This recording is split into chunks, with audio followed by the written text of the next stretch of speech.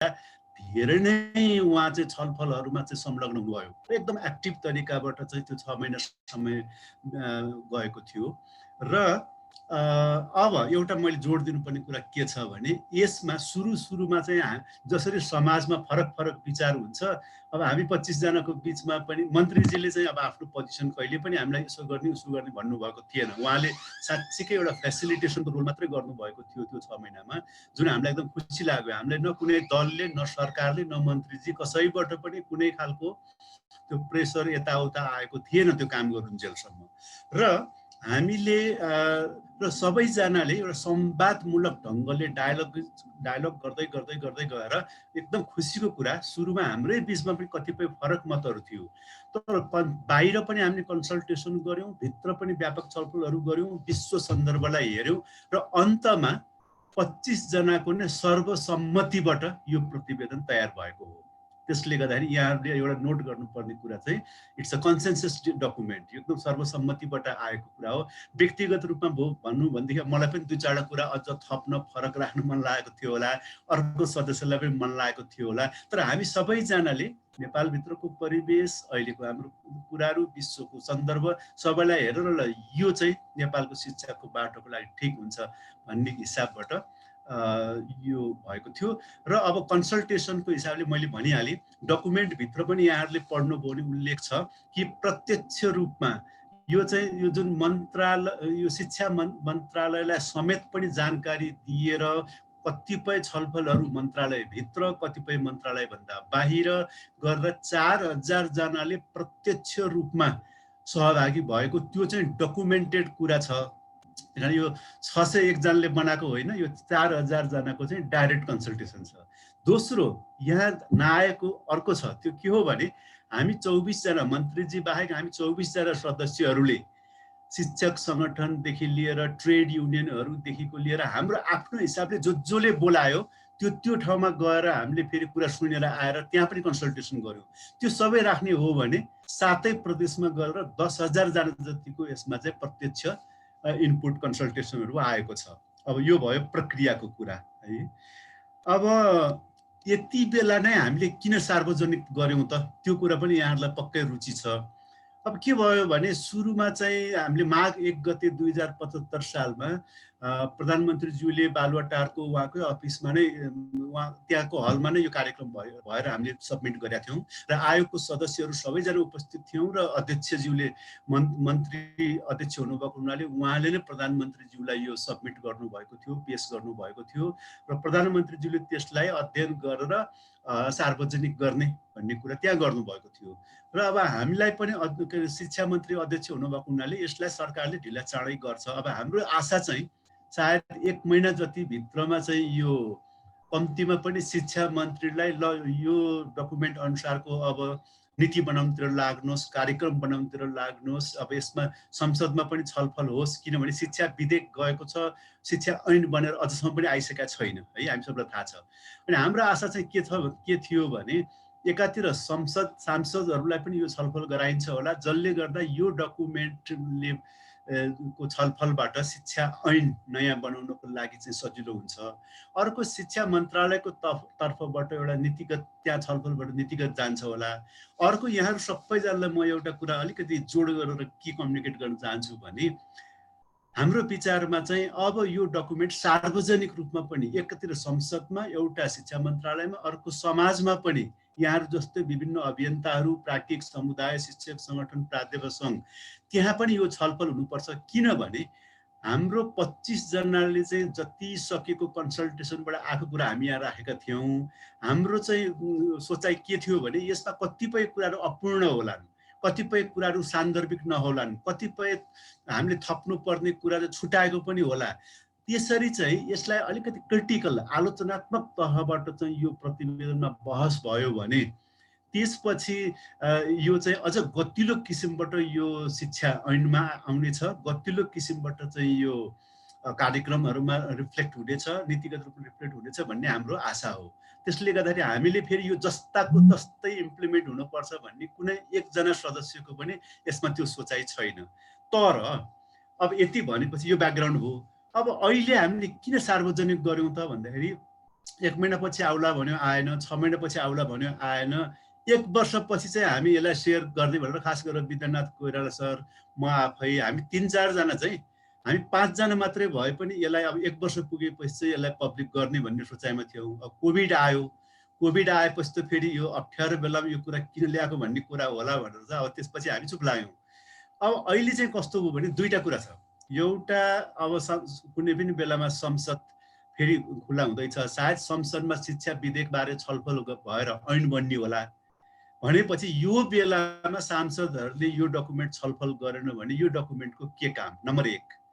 अर्को सन्दर्भ पनि छ अहिले, नम्बर 2। त्यो के हो भने भर्खरै शिक्षा मन्त्रालयले, यहाँहरूलाई पनि कतिजना त्यसमा सायद इन्भाइटेड मेम्बरहरू हुन सक्नुहुन्छ होला, कर्मचारीहरू, पूर्व कर्मचारीहरूको नेतृत्वमा अहिले 12वटा चाहिँ शिक्षाको योजना बनाउने, आउँदो 10 वर्ष नेपाल सरकारले शिक्षामा के गर्ने भनेर प्लानिङ गर्नको लागि अहिले 12वटा टिम क्रियाशील भएको छ है। अब हामीलाई के लाग्यो भने अब यो 10 वर्षको शिक्षाको योजना बनाउने कुरामा पनि यो डकुमेन्टको प्रयोग भएन भने कहिले हुने है। त्यसले गर्दाखेरि यो दुईवटा सन्दर्भमा हामीले यसलाई सार्वजनिक गरेका छौँ। त्यसले गर्दाखेरि अब यसमा झट्ट हेर्दाखेरि चाहिँ यो सरकारले गर्नुपर्ने, किन तपाईँहरूले गर्नु पर्यो भन्ने कुरा पनि आयो होला। अब तपाईँ हामी सबै शिक्षामा लाग्ने मान्छेहरू यति बेला चाहिँ हामीले भनौँ न, अब हामी आफ्नो ठाउँमा शिक्षा कर्मी पनि हो र आयोग भनेको फेरि लोकतान्त्रिक सरकारले एउटा लोकतान्त्रिक प्रक्रियाबाट नै एउटा बनेको चिज हो र अब हामी सरकारप्रति पनि डेफिनेटली सरकारले गठन गरेको आयोग हुनाले हामीले सरकारलाई यो बुझाउनु पर्छ, सरकारलाई सहयोग गर्नुपर्छ। तर अर्को चाहिँ के हो भन्दाखेरि एउटा लोकतान्त्रिक नेपालमा हामी त नागरिकहरूप्रति, संसदप्रति, यहाँहरू जस्तै शिक्षा अभियन्ताहरूप्रति पनि त उत्तिकै हामी जवाफदेही हुनुपर्छ। त्यसले गर्दाखेरि झट्ट हेर्दाखेरि चाहिँ यो किन यो के अरे एउटा प्रक्रियालाई नाग्ने काम हो कि क्या हो जस्तो लाग्यो होला। तर हाम्रो विवेकले चाहिँ, यहाँ चाहिँ विवेक प्रयोग गरे हो, हाम्रो विवेकले चाहिँ यो छलफल हुनुपर्छ, यो कुनै गैर कानुनी खालको राजनीतिक दलको यो डकुमेन्ट होइन, यो भूमिगत पार्टीको डकुमेन्ट पनि होइन। र अर्को कुरा यो जस्ताको तस्तै लागू हुनुपर्छ भन्ने पनि छैन, छलफलको लागि भनेको हुनाले हामीले यसलाई ठिक गरेका छौँ भन्ने हामीलाई लागेर यसलाई हामीले पब्लिक गरेका छौँ। अब यति भनेपछि मसँग 6-7 मिनट टाइम छ, यहाँहरूको अनुमति लिएर म अब यो डकुमेन्टले के कस्तो कुरालाई अगाडि सारेको छ भन्ने कुरा केही राख्छु। म अब भनौँ न, हाम्रो 8वटा थीमेटिक टिमबाट सिफारिसहरू छ, थुप्रै छ सिफारिसको, रिकमेन्डेसनको कुराहरू, र यहाँहरूले त्यो डकुमेन्ट अध्ययन गर्नु होला क्रिटिकल्ली, आलोचनात्मक ढङ्गले। हामीले दुईटा कुरा गरेका छौँ। एउटा त नेपालको शिक्षाको मार्गदर्शक सिद्धान्त, गाइडिङ प्रिन्सिपल के हुनुपर्छ भन्ने कुरा एकदम प्रष्टसँग हामीले त्यहाँ राखेका छौँ है। जस्तो उदाहरणको लागि जस्तो नेपालमा हामीले भनौँ न विभिन्न खालको, नेपालमा मात्र होइन संसारैभरि विकास भने के हो भन्यो भनेदेखि चाहिँ आधुनिकीकरण, मोडर्नाइजेसन भन्ने खालको कुरा आयो संसारमा। आधुनिकीकरण भने के हो भन्यो भनेदेखि चाहिँ अलिकति आर्थिक रूपमा विपन्न मुलुकहरूले युरोप अमेरिकाको अथवा पश्चिमी जगतको कुरालाई चाहिँ फलो गर्नु नै विकास, अथवा आधुनिकीकरण भनेको पाश्चात्यकरण भन्ने रूपमा जुन थियो। र खास गरेर शिक्षामा यो कुरा चर्को रूपमा थियो है। भाषा पनि नेपाली बिर्सेर अङ्ग्रेजी जान्नुपर्ने होइन, भूगोल इतिहास पनि नेपालको भन्दा बढी अन्तको थाहा पाउनु पर्ने, डेमोक्रेसी भनेको नि कुनै एउटा देशको मोडेललाई हुबहु गर्नुपर्ने। यो आयोगको प्रतिवेदनमा यहाँहरूले एकदम महत्त्वपूर्ण ढङ्गमा के भेट्नुहुन्छ त भने, हामीले शिक्षाको कुरा गर्दाखेरि नेपालकै सभ्यताबाट निर्माण भएको ज्ञान परम्पराको कुराहरूलाई पनि हामीले त्यसमा टेकेर अगाडि बढ्नुपर्छ। र हाम्रो शिक्षा प्रणालीमा हाम्रो जस्तो यहाँ प्रष्ट तोकिएर के भनेको छ भन्दाखेरि, नेपालमा प्रादुर्भाव भएको 3वटा दर्शनहरू, शैव दर्शन, बुद्ध दर्शन र तपाईँको साङ्ख्य दर्शन लगायत अरू पूर्वीय संस्कृति, पूर्वीय दर्शनको र ज्ञानको परम्परा, सिकाइको परम्परा, अध्ययनको परम्परा, त्यो कुरा हाम्रो शिक्षा व्यवस्थामा चाहिँ एउटा इन्स्टिट्युसनलाइज हुनुपर्छ अथवा त्यसमा चाहिँ रुटेड हुनुपर्छ भन्ने कुरा हामीले राखेका छौँ। तर त्यसको अर्थ विश्वमा भएको आधुनिक ज्ञान खास गरेर विज्ञानका कुराहरू हैन, अब अहिले सफ्ट स्किल हार्ड स्किल अनेक इनोभेसनको कुराहरू आइरहेको छ। हामीले चाहिँ एउटा आफ्नो परम्परा भन्दा नि हामीले चाहिँ यसलाई एउटा सभ्यता भनेका छौँ है। नेपालको सिभिलाइजेसनल कुरामा रहेको चिजमा रुटेड हुनुपर्छ र त्यसमा रोकेर एउटा ऐतिहासिक ज्ञानलाई एउटा वर्तमानको ज्ञानसँग जोडेर भविष्य निर्माण गर्ने हो शिक्षाले भनेर एउटा त्यो भिजन चाहिँ एकदम प्रष्टसँग आएको छ। दोस्रो कुरा, जनतामा रहेको ज्ञानलाई वैज्ञानिक ज्ञानसँग जोड्ने कुरा छ यहाँनिर है। र अब त्यसले गर्दाखेरि चाहिँ आधुनिकीकरण हुनुपर्छ, तर नेपालको आफ्नो मौलिक चिन्तन र त्यो कुराहरूमा रुटेड भएर। र अनि अर्को कुरा यसमा चाहिँ हामीले 25 वर्षपछिको नेपाल को लाई ध्यानमा राखेर एउटा रणनीतिक खाका, त्यो मार्गदर्शक सिद्धान्त मात्र छैन, 25 वर्षपछिको नेपालमा कस्तो शिक्षा हुनेछ र त्यो सन्दर्भमा हामीले चाहिँ 25 वर्ष जस्तो अहिलेको नेपालको संविधानले जुन लोकतन्त्रको कुरा गरेको छ, समृद्धिको कुरा गरेको छ, समतामूलक कुरा गरेको छ, समाजवाद उन्मुख कुरा छ, र हामीले अलिअलि छलफल चाहिँ 25 वर्षपछिको संसार विश्व कस्तो होला भन्ने छलफलहरू पनि भएको थियो, त्यो जम्मै डकुमेन्टमा छैन। तर हामीले चाहिँ यो 25 वर्षको एउटा रणनीतिक खाका र मार्गदर्शक सिद्धान्तलाई चाहिँ एउटा जोड्ने प्रयास पनि गरेका छौँ। र अब अर्को कुरा चाहिँ हामीले एउटा चाहिँ शिक्षाको लोकतान्त्रिकरणको यसमा तपाईँले भेट्नुहुन्छ विधि प्रक्रिया तरिका रणनीतिहरूमा। अर्को लोकतान्त्रिकरणको लागि शिक्षा होइन, यो डेमोक्रेटाइजिङ एजुकेसन र एजुकेसन फर डेमोक्रेटाइजेसन, त्यो दुइटै कुराहरू छ। र अब अर्को कुरा, एकातिर हामीले नेपालको सभ्यतासँग जोड्ने कुरालाई जसरी जोड दिएका छौँ, विश्व व्यवस्थासँग पनि, खास गरेर विश्वमा भइरहेको दिगो विकासको अभियानहरू, विश्वमा भएको चाहिँ एउटा प्रकृतिलाई हामीले विनाश गर्ने होइन, यो क्लाइमेट लगायतको इस्युहरू, विश्वमा चाहिँ अहिले एकदम क्रान्तिको रूपमा आइरहेको इन्फर्मेसन टेक्नोलोजीको कुराहरू, यी सबै कुरालाई कसरी लैजाने र विश्व व्यवस्थासँग सकारात्मक रूपले हामी कसरी इन्टिग्रेट हुने। किनभने संसारमा दुईटा समस्या है। अब हामी सबै पूर्ण छौँ, संसार चाहिँदैन भन्ने तरिकाले हामीले शिक्षा र विकासको कुरा गऱ्यौँ भने पनि त्यो अगर एउटा त त्यो व्यवहारिकै हुँदैन, दोस्रो कुरा त्यो ठिक दृष्टिकोण हुँदैन। अहिले उत्तर कोरियालाई जुन अनेक समस्याहरू आइरहेको छ होइन, संसारबाट त्यो पर्खाल लगाएर रोक्ने कुरा होइन, तर विश्वलाई हामीले अनुसरण गर्ने भन्ने मतलब अरूबाट कोलोनाइज हुने खालको कुरामा गयौँ भने अर्को ठाउँमा हामी पुगिरहेका हुन्छौँ। त्यसले गर्दा यो आफ्नो ठाउँमा रुटेड हुने कुरा र विश्व व्यवस्थासँग गाँच्ने, त्यसको लागि कस्तो शिक्षा भन्ने कुरा यो डकुमेन्टमा यहाँहरूले पाउनुहुन्छ। अब अर्को चाहिँ नेपालमा चलिरहेको कुरा भने शिक्षा भन्ने कुराले त मान्छेलाई काम दिनु पर्यो वा बजारमा बिक्न पर्यो। अब यसलाई चाहिँ हामीले क्रिटिकली हेरेका छौँ।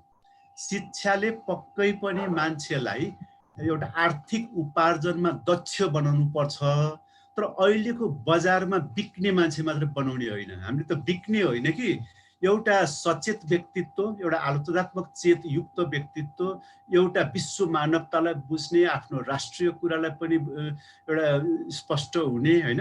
खालि एउटा जुन हामी मानव अधिकारको कुरा गरिराखेका छौँ, हामी लोकतान्त्रिक राष्ट्र निर्माणको कुराहरू गरिराखेका छौँ। त्यसले गर्दा एकातिर जुन हाम्रो भनौँ पूर्वीय संस्कृतिमा भएको वसुधैव कुटुम्बकमको कुरा, विश्व एउटा परिवार हो भन्ने कुरामा जसरी रुटेड हुनुपर्छ, त्यस्तै गरेर नेपाललाई विश्व मानचित्रमा कसरी चाहिँ हामीले बलियो रूपमा प्रस्तुत गर्ने, यी कुराहरूमा जानुपर्छ भन्ने कुरा पनि हाम्रो यो मार्गदर्शक सिद्धान्तमा पनि र त्यो। त्यसले गर्दा हामीले एकातिर चाहिँ प्राविधिक शिक्षाहरू लगायत आर्थिक उपार्जनसँग अर्थतन्त्रलाई बलियो बनाउने कुरासँग शिक्षा जोड्नुपर्छ भन्ने कुरा छ भने, अर्कोतिर व्यक्तिलाई कस्तो किसिमको ऊ नागरिक बनाउने, उसको एउटा समग्र एउटा सर्वाङ्गीण विकास भएको नागरिक कसरी तयार गर्ने र मुलुकको सर्वाङ्गीण विकासमा उसको कन्ट्रिब्युसन कस्तो हुनुपर्छ।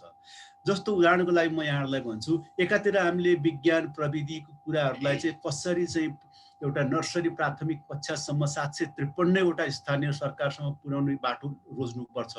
अर्को कुरा, हाम्रो स्कुल कलेजहरूमा चाहिँ योग ध्यान लगायतको कुराहरूलाई त्यो संस्थागत रूपमै त्यहाँ कसरी रुटेट गर्ने त। अब कुन परम्परा अनुसार विपश्यना गर्ने कि अब ट्रान्सेन्डेन्टल गर्ने कि कुन गर्ने चाहिँ त्यहाँको परिवेश अनुसार स्कुल कलेज अभिभावक समुदाय मिलेर गर्नुहुन्छ होइन, कुन दर्शन कुन धर्म अनुसारको चाहिँ योग ध्यान गर्ने। तर योगदान भन्ने कुरा चाहिँ यो धार्मिक कुरा मात्रै, यो रूढिगत कुरा होइन, यो वैज्ञानिक कुरा हो। यसलाई त्यसरी लैजानु पर्छ। यो कुरा पनि यहाँहरूले यहाँ देख्नुहुन्छ।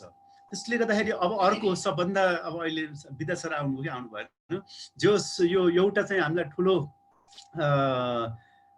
खास गरेर केही मिडियाहरूमा केही मानिसहरूले चाहिँ यो प्राइभेट स्कुलको विरोधी भएको हुनाले यो डकुमेन्ट चाहिँ अहिलेसम्म नआएको भन्ने खालको आरोप पनि लागेको छ। यो ठिक होइन, यो अर्धसत्य कुरा हो है। बरु हामीले के भनेका छौँ भने एकदम यसमा चाहिँ हजुरहरूले यो डकुमेन्टमा हेर्नुहोला, यसको रणनीति कस्तो हुनुपर्छ, नीतिगत रूपमा के हुनुपर्छ, अलिअलि हामीले कार्यक्रम चाहिँ हामीले प्रस्तुत गर्ने खालको म्यान्डेट थिएन यो आयोगलाई। रणनीति र नीति र मार्गदर्शक सिद्धान्तसम्म थियो। कार्यक्रम भनेको चाहिँ जसले इम्प्लिमेन्ट गर्छ उसले गर्ने भन्नाले हामी कार्यक्रमको तहमा चाहिँ पुगेका छैनौँ, किनभने त्यो हामीले वी वर नट अलाउड होइन। र यो प्राइभेट एजुकेसनको बारेमा एकदम प्रष्ट कुरा हामीले के लेखेका छौँ भने नेपालको मूलधारको शिक्षा भनेको चाहिँ सार्वजनिक शिक्षा प्रणाली। अब यसलाई सरकारी भन्दा पनि यसलाई पब्लिक एजुकेसन। हजुरहरूले यसमा पनि एउटा महत्त्वपूर्ण मार्गदर्शक सिद्धान्त यहाँ भेटाउनुहुन्छ। युनिभर्सिटी मात्र होइन, हरेक स्कुल र कलेज पनि नेपालको संविधान कानुन ऐन अनुसार चाहिँ हुनुपर्छ, तर त्यो सरकारी स्कुल भन्दा पनि स्वायत्त शैक्षिक संस्थाको रूपमा जानुपर्छ।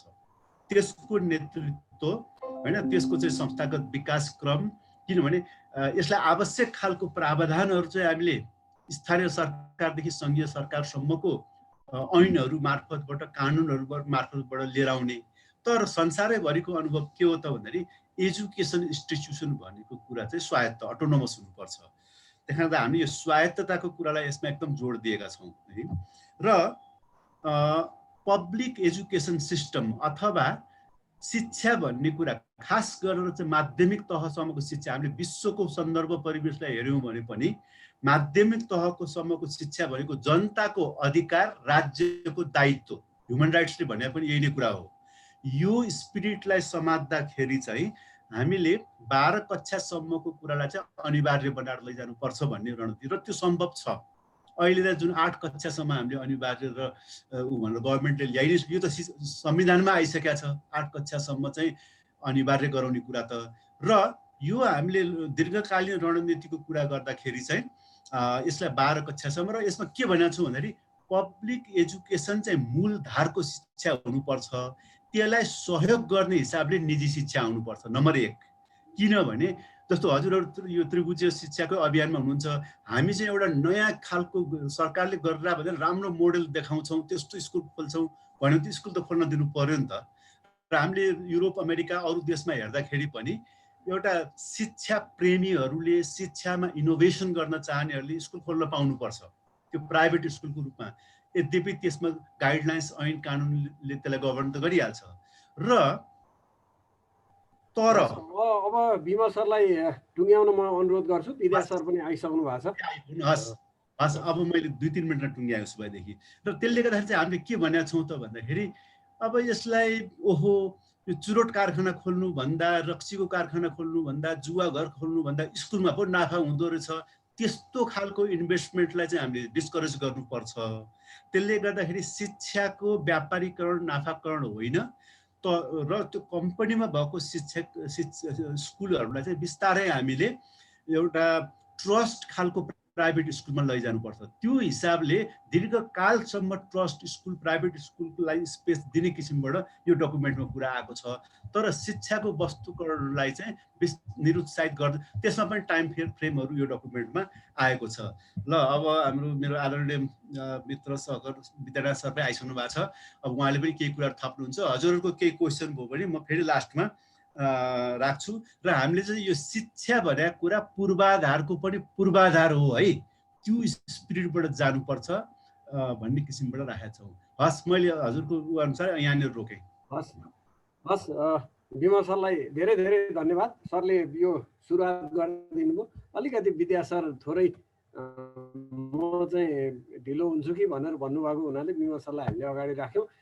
विद्यानाथ सरलाई म हार्दिक स्वागत गर्छु यो हाम्रो कार्यक्रममा। र हामीले 3 जनालाई 3वटा विषय छुट्याएको थियौँ। अलिकति यो आयोग कसरी बनेको थियो, कार्यादेश के थियो भन्ने सन्दर्भ विमल सरले उठाउनु भयो, र यसले केही स्तरीय डिरेक्सन चाहिँ यता लिने प्रयत्न गरेको छ भनेर राख्नुभयो। अब विद्या सरको सँग चाहिँ हाम्रो अनुरोध के भने यो अहिलेको विद्यमान शिक्षालाई यो आयोगले कस्तो देखेको के थियो, यसले निचोड के निकाल्यो र यो भावी दिशा चाहिँ यसले कसरी दिशा निर्देश गरेको छ भन्ने बारेमा थोरै विमल सरले उठाइसक्नुभयो। त्यो चाहिँ रमाकान्त सरको पार्टमा राखेका छौँ र अहिलेको शिक्षामा हाम्रो ग्याप चाहिँ कहाँनिर रहेछ भन्ने बारेमा चाहिँ यो आयोगको निचोड के छ भन्ने बारेमा विद्यानाथ सरबाट हामी सुन्नेछौँ। सरलाई 20 देखि 25 मिनट समय हामीले छुट्याएका छौँ। त्यसपछि फेरि हामी प्रश्नोत्तर हुनेछ लास्टमा, त्यसमा फेरि सरलाई हामी अनुरोध गर्नेछौँ। त्यस पछाडि चाहिँ रमाकान्त सरको पालोमा पर्नेछ कि अबको शिक्षा कस्तो बनाउन खोजेको छ त यो आयोगले, किन सरकार यस्तो धेरै डरायो, किन यो प्रतिवेदनै सार्वजनिक र छलफलमा ल्याउन चाहेन भन्ने बारेमा पनि धेरै साथीहरूको जिज्ञासा आएको छ। खास गरी सरले यो अघि मैले सुरुमा पनि राखेको थिएँ, सार्वजनिक भइसकेपछि सरकारको जे दृष्टिकोण आयो सरले प्रतिवाद गर्नुभएको छ, गौरी सरले प्रतिवाद गर्नुभएको छ, त्यो सन्दर्भलाई पनि अलिकति जोडेर यो ग्याप चाहिँ कहाँनिर रहेछ, अब ग्याप फुलफिल गर्न चाहिँ यसको निचोड के छ भन्ने बारेमा विद्या सरलाई चाहिँ यो सन्दर्भ राखिदिनु हुन म अनुरोध गर्छु। धन्यवाद र नमस्कार। म अलिकति ढिलो भएँ किनभने न्युज 24 सँग म टाँसिया थिएँ, त्यसले गर्दाखेरि ढिलो भएँ, क्षमा पाऊँ। बडो अप्ठ्यारो प्रश्न चाहिँ मलाई राखिदिनु भयो। साधारण कुराकानी चाहिँ विमल सरले जिम्मा लिनुभयो जस्तो लाग्यो मलाई। किन त्यसो भने भनेर भन्दाखेरि विमल सरले एकदम राम्रोसँग व्यवस्थित ढङ्गले सारा कुराकानी भनिसक्नु भएको छ। मैले देखेको कहाँबाट हो भन्दै पहिलो कुरो सरकारले संविधान त के लेखिदियो भनेर भन्दाखेरि सबैलाई निशुल्क शिक्षा र अनिवार्य शिक्षा, आधारभूत तहसम्म निशुल्क र अनिवार्य, माध्यमिक तहसम्म निशुल्क भन्ने लेख्यो। अब पैसो छैन, रहर छ। त्यो रहर र पैसाको बिचमा कहाँनिर मिलाउने भन्ने किसिमको कुरोकानी चाहिँ ग्याप हो। मैले देखेको ग्याप भनेको त्यहाँनिर। त्यसो भएपछि दोस्रो किसिमको कहाँनिर ग्याप भयो भनेपछि अब विद्यार्थीहरू चाहिँ निजी विद्यालयमा दौड्दै गए, 30% करिबन पुगिसके। सरकारी विद्यालयमा विद्यार्थीहरू घट्दो क्रममा हुने, निजी विद्यालयमा बढ्दो क्रममा हुने। त्यसो भए यो निजीको नियमन तरिका के हो? बन्द गर्नुपर्छ। एकदम क्रान्तिकारी साथीहरूले मुर्दाबाद माफिया तन्त्र, यो चाहिँ दुई थरीको विद्यार्थी भयो भनेर गीत गाएको हो। तर उहाँहरूको त्यो दोहोरोपना जुन छ नि, त्यो दोहोरोपना, मैले दोहोरोपना किन भने एकातिर सडकमा युवा तताउने, यसले माफियाकरण गर्यो, दुई खालको पढाइ भयो भनेर भन्न पनि नछोड्ने। अर्कोतिर के गर्ने भने आफ्नै पार्टीका मान्छेहरूले खोलेका स्कुललाई संरक्षण गर्ने सरकार हुने। ग्याप त्यहाँनिर। त्यसैले गर्दा एकातिर इच्छा, एकातिर संविधान, त्यसलाई चाहिँ के गर्ने, त्यो ग्याप पुरा गर्नलाई चाहिँ के गर्यौँ भनेर भने दुईटा कुराकानी म सँगै भने। एउटा चाहिँ नि सार्वजनिक शिक्षा सबैलाई निशुल्क हुन्छ भनेर भनेपछि हामीले एउटा शब्द राख्यौँ, यदि म तिर्न सक्छु र जान चाहन्छु भने मलाई चाहिँ अप्ट आउट भन्ने, अप्ट आउट भनेर भनेको के हो भने पैसा छ, तिर्न सक्छु, म तिर्छु भन्ने मान्छेलाई जान्नु। त्यसो भएपछि निजीमा उनीहरू जान्छन्, पैसा उनले तिर्छन्। त्यो किसिमको तरिका चाहिँ गर भनेर भने एउटा बाटो त्यहाँनिर खोल्यो, त्यो खाडललाई पुरा गर्ने। त्यसो भएपछि निशुल्क हुन्छ। अब त्यो हामीले संवाद पनि गरेका थियौँ, निशुल्क हुन्छ सबैलाई भनेर भन्ने हो भने त निजीमा पढ्नेलाई नि त पैसा दिनु पर्यो नि। त्यसो भए हामीले अर्को बाटो ल्याउँ। यदि निजी चाहिँ नि त्यस्तो ठाउँमा जान चाहन्छन् जहाँ विपन्न बस्ती छ, जहाँ चाहिँ दलितहरू छन्, जहाँ चाहिँ जनजातिहरू छन् वा जहाँ मधेसीहरू छन्, त्यस्तो ठाउँमा चाहिँ नि त्यो निजी विद्यालय जाओस् भनेर चाहिँ 74 को रिपोर्टमा लेखेको छ। किनभने त्यो रिपोर्टमा के उल्लेख गरेको छ, मन्त्रीज्यूकै कलमबाट के भएको छ भने 74 को रिपोर्टलाई आत्मसात गर्दै 75 को कुरोकानी त्यसमा जोडिया छ भनिसकेपछि त्यो अनुसूचीमा पनि जोडिया छ। त्यसो भएपछि दुईटालाई जोडेर पढ्दाखेरि हामीले ग्याप पुरा गर्ने तरिका भन्यौँ। तेस्रो हामीले के देख्यौँ भनेर भन्दाखेरि यो बाल विकासमा पढाउने मान्छेहरूको निम्ति न्यूनतम पैसा त चाहियो नि हो उनको निम्ति। उनलाई 6000 रुपियाँ भनेर अलिक साह्रै भयो। त्यसैले योग्यतामा तल हाल्नु पर्ने हो कि टाइममा हाल्ने हो, के गर्ने हो, त्यो किसिमको हामीले ठुलो संवाद गऱ्यौँ र न्यूनतम कुराकानीको निम्ति जरुरी छ उनलाई। त्यसैले आयोले भनेको तलब चाहिँ देऊ है भनेर भनौँ र शिक्षामा उनीहरूलाई जोड्नको निम्ति हामीले के भन्यौँ भने बिस्तारै तिनीहरूलाई चाहिँ छुट्टै क्याडर बनाउँदै लिएर यतातिर लान सक्ने किसिमको सम्भावनालाई पनि हामीले ठाउँ। त्यसो भएपछि त्यो ग्याप पुरा गर्ने तरिका चौथो ग्याप पुरा गर्ने कहाँनिर हो भन्दाखेरि निजी के अरे सिप शिक्षा सबैलाई हो कि कसै? अब सबैलाई हो भनेर भन्दाखेरि त्यसको तरिका के हो? कसैलाई हो भने तरिका के हो?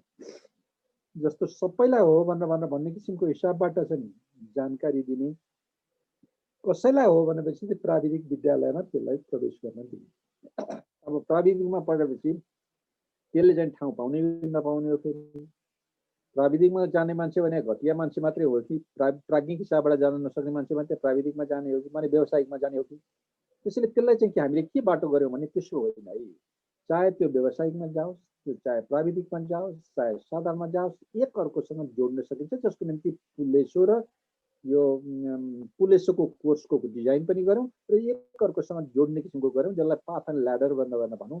दुईटा बाटोमा माथि चढ्न पनि पाउने, तेर्सो आउन पनि पाउने, दुईटै बाटो चाहिँ त्यसमा शब्द परेको छ पारगम्यता भनेर भन्ने शब्द, त्यो शब्दबाट चाहिँ हामीले जोड्ने किसिमको कला ल्याउँ। त्यो त्यसैले खाडल अहिले व्यावसायिक शिक्षा छुट्टै, प्राविधिक शिक्षा छुट्टै, साधारण शिक्षा छुट्टै, छुट्टै छुट्टै भएको ठाउँमा हामीले जोड्ने किसिमको कुराकानी गरौँ। ग्याप पुरा गर्ने तरिका त्यो।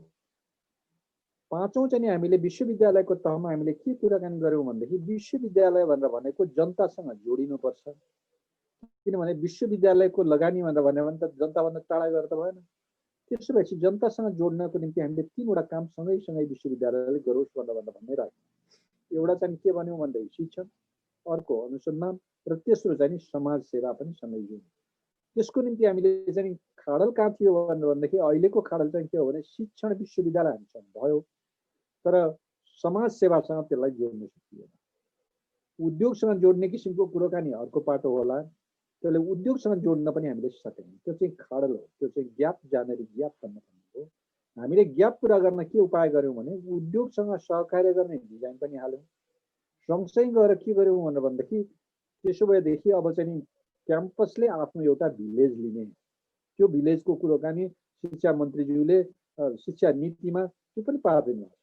त्यसो भनेपछि कति कुराकानी शिक्षा नीतिमा शिक्षा मन्त्रीजीले हालिदिनु भएको छ। त्यसपछि त्यहाँबाट चाहिँ के थाहा हुन्छ भनेदेखि क्याम्पसले अब एउटा एउटा गाउँ लिन्छ, त्यो गाउँ टोल सहर जे होला त्यो ठाउँमा विद्यार्थीले अनुसन्धान गर्छन्, अध्ययन गर्छन्, जनतालाई सेवा गर्छन् भन्दाखेरि विद्यार्थीले सेवा पनि गर्छ, अनुसन्धान पनि गर्छ, त्यहीँबाट शिक्षण गर्छ, ठुला सिद्धान्त पनि त्यसलाई चाहिँ व्यावहारिक रूपमा ल्याउँछ। जस्तो विमलजीले अघि भन्नुभयो, हामीले ठुल्ठुला कुराकानीलाई चाहिँ त्यहाँ साँच्चै हो कि होइन भन्ने किसिमको कुरो पनि गर्न पाइन्छ।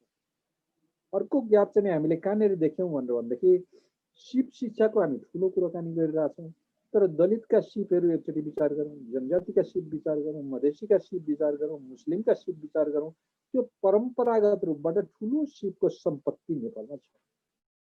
त्यो सम्पत्तिलाई पाठ्यक्रमसँग कसरी जोड्ने, पाठ्य पुस्तकमा कसरी लग्ने र त्यसलाई बिस्तारै गएर यो प्रणालीसँग कसरी मिलाउने भन्ने किसिमको कुराकानी चाहिँ हामीले ग्याप चाहिँ महसुस गऱ्यौँ।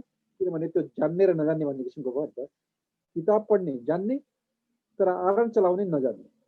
आरण चलाउने मान्छे भनेको त प्राविधिक मान्छे हो, व्यावसायिक मात्रै मान्ने उसलाई हो भनेदेखि ऊ व्यावसायिक शिक्षक हुनसक्छ। उसँग सहकार्य गर्ने हो भने इन्टर्न्सको डिजाइन हुनसक्छ वा त्यसैलाई बढाउने किसिमको कुरो पनि हुनसक्छ। यो दुईटै बाटो चाहिँ हामीले ल्यायौँ। त्यसो हुँदाखेरि मैले के देखेको छु भने स्कुल तहदेखि लिएर विश्वविद्यालयसम्म ल्याउने किसिमको कुराकानी गऱ्यौँ भने स्थानीय सरकारलाई जिम्मा दिने किसिमको कुरामा हामी अलिकति कन्जुस चाहिँ भयौँ। कन्जुस किन भयौँ भने म बारम्बार कुराहरू उठाइरहेँ, विमलजीले भन्नुहोला, हामी संविधानको अनुसूची 8लाई समात्ने हो कि 9लाई समात्ने हो? त्यहाँनिर हाम्रो निम्ति एकदमै अप्ठ्यारो विषयवस्तु हो। संविधानको अनुसूची 8ले एकल अधिकार दिन्छ, अनुसूची 9ले साझा अधिकार दिन्छ, साझा अधिकारले सङ्घ बलियो हुन सक्छ र एकल अधिकारले स्थानीय सरकार बलियो हुन सक्छ। यो बारेमा स्पष्ट दृष्टिकोण हामीले राख्न सकेनौँ। त्यो हाम्रो कमजोरी पनि हो। म कराइरहेँ तर सक्ने किसिमको कुरो पनि आएन। तर त्यसलाई कहाँनिर फेरि त्यो ग्याप भयो भनेपछि त्यसलाई मिलाउन कहाँ बल गऱ्यौँ भने अन्तमा गएर चाहिँ के गर्यौँ भने स्थानीय सरकारको जिम्मेवारी यो, प्रदेश सरकारको जिम्मेवारी यो, सङ्घीय सरकारको जिम्मेवारी हो भनेर त्यसलाई फेरि पाट्ने किसिमको बाटो पनि हामीले दियौँ। त्यसो हुँदाखेरि के भयो भनेदेखि अनुसूची 8मा जाऊ कि 9मा जाऊ त्यो तिम्रो काम होला, तर यसरी चाहिँ जान सक्छौ भन्ने किसिमको बाटो चाहिँ हामीले ल्याइदियौँ। त्यसैले प्रशासनिक ढङ्गबाट हामीले त्यो कुरो पनि गर्यौँ। अर्को चाहिँ के गर्यौँ भन्दाखेरि सार्वजनिक विद्यालय र निजी विद्यालयको बिचमा खाडल जुन हुन्छ त्यसलाई चाहिँ स्तरीय परीक्षाबाट जोड्ने किसिमको कला चाहिँ त्यसमा राख्यो। किनभने स्तरीय परीक्षा भएपछि सुधारात्मक कक्षा त्यसको अनिवार्य रूपमा चाहियो, यो किसिमको कुरोहरू चाहिँ गर्ने भन्ने किसिमको कुरो चाहिँ भयो। अर्को दलीयकरण, हाम्रो निम्ति अब दलीयकरण असाध्यै ठुलो पीडा भयो। दलको निम्ति चाहिँ के गर्ने त भन्दाखेरि 2074 को आयोग र 2075 को आयोग, दुईटा आयोगलाई चाहिँ जोडेर हेऱ्यौँ भने त्यहाँ दुईटा अलग अलग किसिमका चिन्तनहरू चाहिँ छ।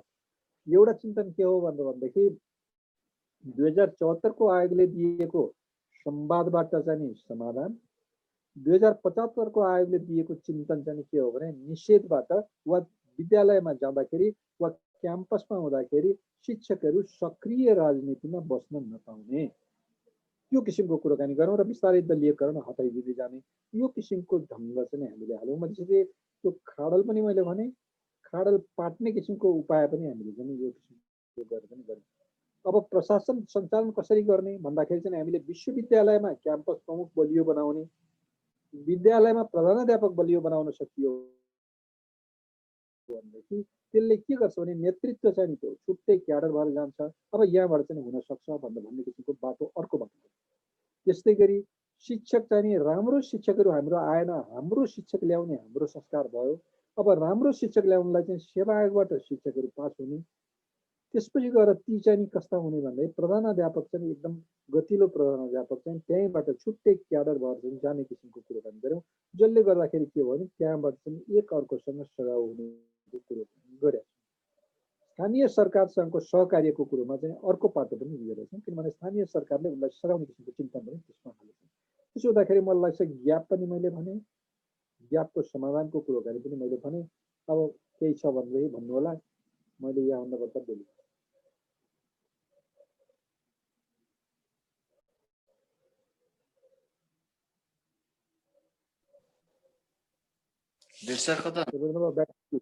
हजुर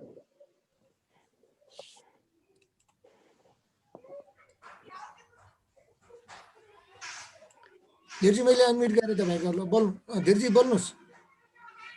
हजुर हजुर सके विद्यार्थीले बडा सठिक ढङ्गले यो ग्याप कहाँ कस्तो देख्यो त आयोगले भन्नुभयो।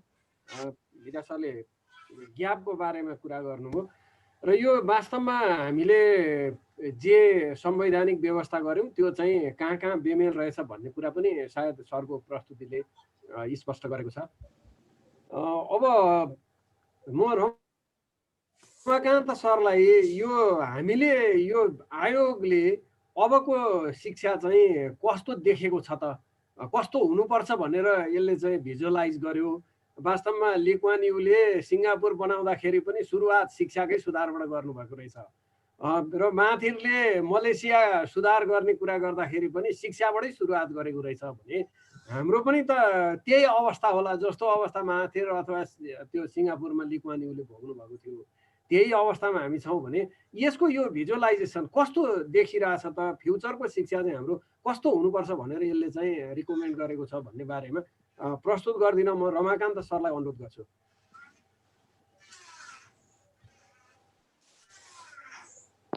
म सरको अनम्युट गर्छु। हजुर सरले अनम्युट गर्नु पर्यो। धन्यवाद धीर सर। सबैभन्दा पहिले प्रस्तुत गर्नुहुने विमल सर र डाक्टर विद्यानाथ कोइराला उहाँहरूको प्रस्तुतिलाई चाहिँ म धन्यवाद ज्ञापन गर्न चाहन्छु र मलाई चाहिँ जोड्नुभयो तपाईँहरू आयोजकलाई चाहिँ। म त यो फोरमकै मान्छे हुँ अघि तपाईँहरू भित्रैको सदस्य हुँ जस्तो भइराखेको छ। म त्यही परिवारभित्रको मान्छे हुँ। मलाई आज चाहिँ बोल्ने अवसर दिनुभयो, म कृतज्ञ छु। र बडा सविस्तार चाहिँ विमल सरले यसको उठान प्रक्रिया कसरी राख्नु भएको छ। कुनै पनि मुलुकमा जब राजनीतिक परिवर्तनहरू हुन्छन् त्यो बेला चाहिँ हाम्रो देशको प्र्याक्टिसमा हेर्ने हो भने 7 सालको परिवर्तन पछि 10 सालको आयोग बनेको, 11 सालमा प्रतिवेदन आएको, 17 सालको परिवर्तन पछि 18 सालको प्रतिवेदन आएको, 40 सालमा चाहिँ उच्च शिक्षा सुधार गर्ने कुराहरू पनि चाहिँ राष्ट्रिय शिक्षा पद्धति 2028 को मध्यावधि चाहिँ पछि चाहिँ 28-32 को मध्यावधि पछि उच्च शिक्षामा 36 सालतिरका चाहिँ विद्यार्थी आन्दोलनहरू, शिक्षक आन्दोलन, त्यो बेलाको चाहिँ राजनीतिक अनि जनमत सङ्ग्रह आदि इत्यादि पछि उच्च शिक्षालाई अरु थप व्यवस्थित गर्नुपर्ने भएको कारणले चाहिँ उच्च शिक्षालाई मात्रै सम्बोधन गर्न 40 सालमा प्रतिवेदन आयोग गठन भएर प्रतिवेदन आएको, 46 सालको चाहिँ परिवर्तनलाई सम्बोधन गर्न 49 सालको परिवर्तन आएको। त्यसपछि सरकार फेरिने बित्तिकै चाहिँ अर्को सन्दर्भमा फेरि 55 सालमा चाहिँ फेरि 49 को प्रतिवेदन पछि पनि त्यो बीचमा परिमार्जित भएर अर्को प्रतिवेदन आएको थियो। 55 मा पनि त्यस्तै त्यो 2 चरण भएर आएको थियो र अहिले चाहिँ 62-63 सालको आन्दोलनपछि चाहिँ धेरै ठाउँमा धेरै फोरमहरुमा चाहिँ अब सम्बोधन गर्नको लागि यो राजनीतिक परिवर्तन र धेरै चाहिँ विश्वमा चाहिँ अब विज्ञान प्रविधिमा आएको परिवर्तन, सूचना प्रविधिमा आएका परिवर्तनहरू, अब यो सूचना प्रविधिको कारणले गर्दा अब ज्ञान निर्माणको क्षेत्रमा आएको धेरै परिवर्तनले अब यो पाठ्यक्रम पनि परिमार्जन गर्नुपर्ने, यो शैक्षिक संरचना, शिक्षकहरूको योग्यता, ह्युमन रिसोर्स सबै कालमा चाहिँ पुनर्विचार गर्नुपर्ने भएको हुनाले आयोगको आवश्यकता छ भन्ने कुरो चाहिँ यो 63-64 सालदेखिबाटै उठ्दै आएको। सरकारले चाहिँ आयोग गठन गर्नै ढिलो गरेका थिए र त्यो बेला चाहिँ बहुत ढिलो गरेर भए पनि 74 सालमा गठन भयो। अघिल्लो चोटिको चाहिँ सरकारले चाहिँ गठन गरेर त्यो सरकारले चाहिँ आफ्नो कार्यकाल सिद्ध्याउन थालिसकेपछि हतारमा चाहिँ आयोगले एउटा चाहिँ प्रारम्भिक मसौदा भनेर चाहिँ सार्वजनिक गरेका थियो। यद्यपि त्यो चाहिँ अब सरकारले चाहिँ अन गरेर सरकारको तर्फबाट सार्वजनिक भएन तापनि त्यो प्रतिवेदनको पहिलो मसौदामा के छ, दोस्रो भन्ने कुराहरू चाहिँ दोस्रो मसौदामा के छ भन्ने कुरा चाहिँ त्यो आइराखेको थियो। त्यस विषयमा हामीले बहस पनि गर्ने गरेका थियौं र अहिले चाहिँ यो जो सन्दर्भमा चाहिँ 74 मा गठन भयो, यसले चाहिँ देशभरि जुन छलफल गर्यो, मान्छेहरूका चाहिँ अब यो धेरै जिज्ञासाहरू, धेरै सुन्ने सुनाउने गर्न मन लागेको कुराहरू आयोग मार्फत सुनाउन चाहनु भयो, धेरै मान्छेहरूका विचार समेटिए र यही प्रक्रियाबाट आयो एउटा चाहिँ यसले एउटा प्रक्रिया राम्रोसँग विधिवत पूरा गर्यो र सँगसँगै त्यति बेलै चाहिँ यो सबैभन्दा ठुलो चाहिँ विज्ञान प्रविधिमा जति परिवर्तन आए पनि, राज्य सत्तामा जतिसुकै परिवर्तन भए पनि त्यसलाई त्यो मूल कुरा चाहिँ ह्युमन रिसोर्स राम्रो भएन भने राम्रा भवन भएका ठाउँ, राम्रो टेक्नोलोजी भएका ठाउँमा पनि त्यसलाई प्रयोग गर्ने चाहिँ ह्युमन रिसोर्स मूलतः कक्षा कोठाभित्र शिक्षक राम्रो चाहिँ सबल भएन, उसँग क्षमता पनि भएन, उसँग आत्मसम्मान पनि भएन र उसँग त्यो प्रेरणा त्यो समर्पण त्यो केही भएन भने त्यो शिक्षक चाहिँ नबनेसम्म त्यो राम्रो पाठ्यक्रम भए पनि, राम्रो पाठ्य पुस्तक भए पनि, अनि चाहिँ सूचना प्रविधि राम्रो भए पनि र जतिसुकै चाहिँ राम्रो चाहिँ नीति योजना भए पनि त्यो काम गर्दो रहन्छ। त्यसकारण चाहिँ यो शिक्षक व्यवस्थापन नै महत्त्वपूर्ण कुरा रहेछ। शिक्षकहरूप्रति विश्वास जगाउन सकिएन। जहाँ विद्यार्थी छ त्यहाँ शिक्षक छैन, शिक्षक भएको ठाउँमा चाहिँ विद्यार्थी छैन। यो स्थिति भनेपछि यो आयोग गठन भइसकेपछि अर्को चाहिँ यो दरबन्दी पुनर्वितरण र यसको पुनर्व्यवस्थापन सम्बन्धी फेरि आयोग गठन गर्यो। त्यसलाई छुट्टै राखेर आयोग गठन गर्यो। त्यसभित्र म बसेर काम गरेँ। म पनि यो चाहिँ उच्च स्तरीय शिक्षा आयोगको प्रतिवेदन चाहिँ लिन गए जस्तै सातै ठाउँमा गएँ। मान्छेहरू चाहिँ यो दरबन्दी मिलानको क्षेत्रमा कुराकानी गर्दाखेरि पनि समग्र रूपले समग्र शिक्षा क्षेत्रभित्रका सबै समस्याहरू सुनाउँदो रहेछ मान्छेहरूले। यस्तै खालको यो उच्च स्तरीय शिक्षा आयोगले यो शिक्षा आयोगको प्रतिवेदन दिने सवालमा अध्ययन गर्ने क्रममा जहाँ जसरी गयो 5-7 हजार मान्छेहरूको बीचमा जसरी पुग्यो, 40औं हजारका मान्छेहरूका चाहिँ प्रतिनिधिमूलक भनाइहरू लियो।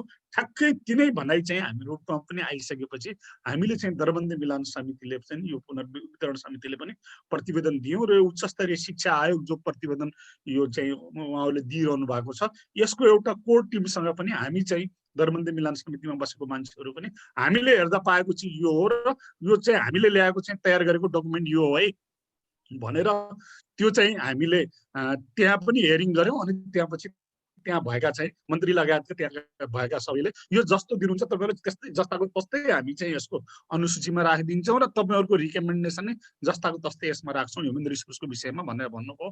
तर धेरै कुरा राख्नु भएको पनि छ। त्यसपछि मन्त्रीले चाहिँ हजुरहरुले चाहिँ यो दिएको प्रतिवेदन लागू गर्ने हिसाबमा चाहिँ नगएसम्म सुखै छैन, लागू गर्नको लागि अर्थमन्त्रीलाई पनि कन्भिन्स गर्नुपर्छ। अर्थमन्त्रीलाई पनि यो तपाईहरुले चाहिँ अहिले जसरी पावर पोइन्टबाट स्लाइड गराउनु भएको छ त्यो अर्थमन्त्रीलाई चाहिँ तपाईले दिएर बुझाइदिनुस् र सिंगो समस्याहरु मध्ये सबैभन्दा ठूलो समस्या शिक्षक व्यवस्थापन नै रहेछ।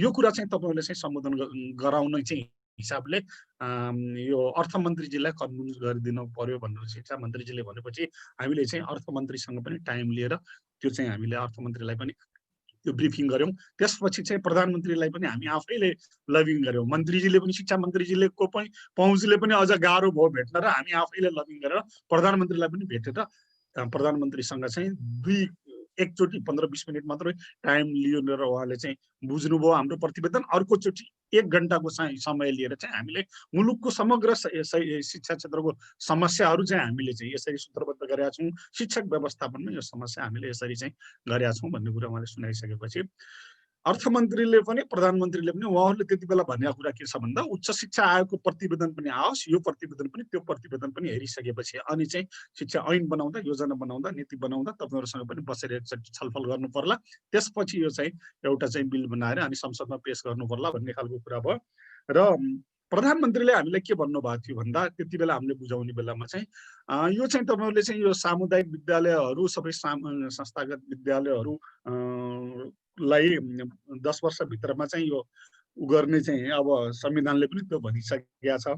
यसमा चाहिँ अलिकति चाहिँ अब हामीलाई अलि भित्र बाहिर खालको चाहिँ दबाब छ भन्ने विषयमा चाहिँ बुझ्नु पर्ला भन्ने कुरा त्यो कुरा तपाईँहरूले चाहिँ पनि याद गर्नु पर्ला है भन्ने कुरा चाहिँ प्रधानमन्त्रीले कहीँ हिन्समा चाहिँ हामीलाई पनि भन्नुभएको थियो। हामीलाई चाहिँ राज्य सञ्चालन गर्ने मान्छेले अहिले यो खुला समाज उदार अर्थनीति भनेको छ, के भनेको छ है, त्यसकारण चाहिँ यो सबै चाहिँ अलिकति भित्र बाहिर धेरै दबाब हुँदो रहेछ, तपाईँ हामीले चाहिँ देखाए जस्तो मात्रै हुँदो रहेछ भन्ने एकचोटि एउटा प्रसङ्ग त्यसरी चलेको थियो। म यति एउटा पृष्ठभूमिको कुरा गरिसकेपछि एउटा चाहिँ म सम्झना चाहिँ यहाँलाई के दिलाउँछु भन्दा 58 सालमा चाहिँ योभन्दा धेरै एउटा चाहिँ विकराल समस्या आएको थियो। धेरै स्कुलहरू जिल्लाका बन्द भएर चितवनका त सबै हेडमास्टरहरूले स्कुल तालाबन्दी गरेर ताला लगेर चाहिँ शिक्षा मन्त्रालयमा ल तपाईँहरू बुझ्नुहोस् हामी स्कुल सञ्चालन गर्न सकेनौँ भनेर भनेको थिए। त्यो परिस्थिति के थियो भन्दा यस्तै भाषण गर्दै जाने नेताहरूले चाहिँ शिक्षा निःशुल्क भयो भन्दै जाने, तर सरकारले चाहिँ लगानी नगर्ने, विद्यालयहरू चाहिँ सञ्चालन गर्न गाह्रो पर्ने, अनि चाहिँ भाषण गर्ने, अनि विद्यार्थीहरू सङ्गठनहरू राजनीतिक मान्छेहरूले के गर्ने भन्दा शुल्क 1 पैसा लियो कि विद्यालयमा तालाबन्दी गर्ने र कतिपय ठाउँमा हेडमास्टरहरूले चाहिँ पैसा लिएको नाउँमा हेडमास्टरहरूलाई चाहिँ अब ज्यान जोगाउने गाह्रो परेको त्यो स्थिति थियो। त्यो स्थितिमा स्कुल बन्द हुने अवस्था भइसकेपछि अनि त्यो यो सशुल्क र निःशुल्कको झगडा, निजी र चाहिँ अब निजी विद्यालयमा चाहिँ विद्यार्थी पढाउने सवालमा चाहिँ कतिपय शिक्षकहरू कर्मचारीहरूलाई समेत अफिसबाट तान्नेसम्मको चाहिँ आन्दोलनहरू पनि भए। त्यो सबै भइसकेपछि यी सबैलाई समाधान गर्ने।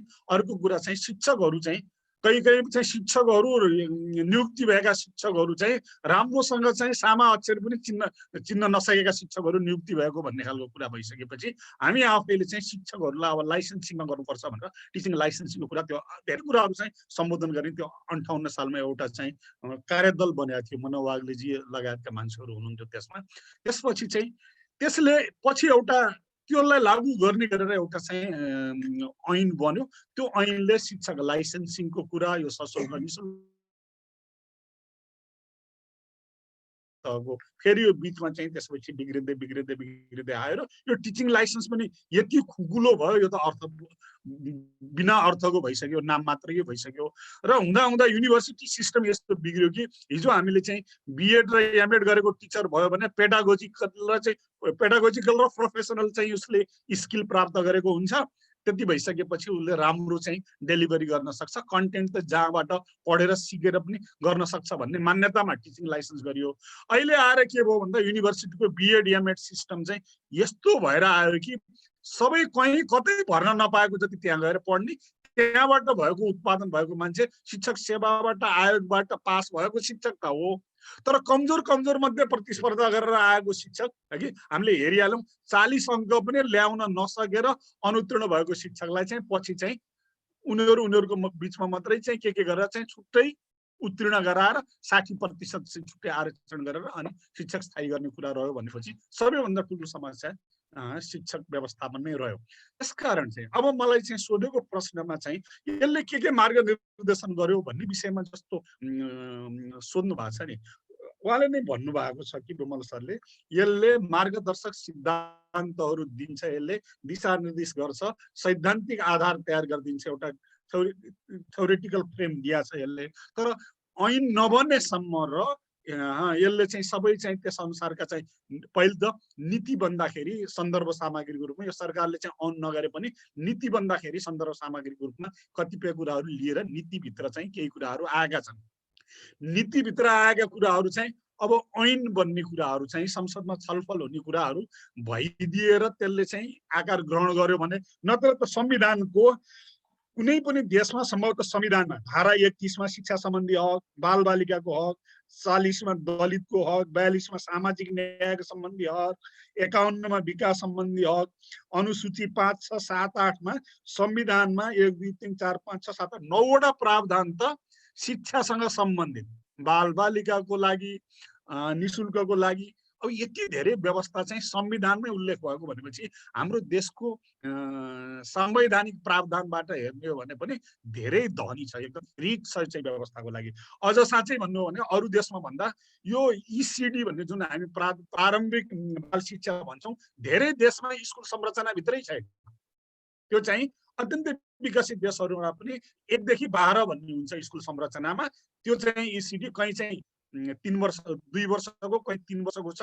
त्यो प्राइभेट संस्थामा जस्तो प्यारेन्ट्सहरूले चाहिँ पे गरेर चाहिँ चलाउँछन् धेरै जसो देशमा। हाम्रो देशमा चाहिँ ECD-लाई पनि विद्यालयको संरचनाभित्र राखिएको छ। यो पनि अन्तभन्दा धेरै राम्रो कुरा हो। त्यो अझ आधारभूत शिक्षाभित्रै 2 तह छ, एउटा प्रारम्भिक बाल शिक्षा अनि यो आधारभूत शिक्षा भन्ने पनि कोही ठाउँमा 5, कोही ठाउँमा 6, कोही ठाउँमा 7 छ। हामी गर्दा आधारभूत शिक्षा पनि 8 कक्षासम्म छ। यो पनि प्रगतिशील कुरा हो। अनि आधारभूत शिक्षा अनिवार्य र निशुल्क हुनेछ भनेको छ 10 वर्षभित्रमा संविधानमै भनेको छ। त्यसलाई व्यवस्थित गर्ने कुरा यो संविधानमा जो आएको छ यो पनि राम्रो कुरा हो। भोलिको शिक्षा कस्तो हुन्छ भन्ने विषयमा चाहिँ यो संविधानले चाहिँ जे भनेको छ र आयोगले चाहिँ सिफारिस गर्दाखेरि पनि यो संवैधानिक प्रारूपलाई चाहिँ अब बोकेर जानुपर्छ ऐन नियममा, नीतिमा, योजनामा भन्ने जुन कुरा भनेको छ, यी प्रगतिशील कुराहरू, यी राम्रा कुरा हुन्। विगतमा भन्दा ECD चाहिँ भन्दा अगाडि चाहिँ कुनै पनि आयोगमा चाहिँ 2 वर्ष 3 वर्षको ECD हुनेछ भन्ने चाहिँ त्यो विद्यालय संरचना भित्रै ठ्याक्कै राखिएको यो चाहिँ पहिलो अभ्यास हो। विगतको भन्दा फरक हो यो, हैन।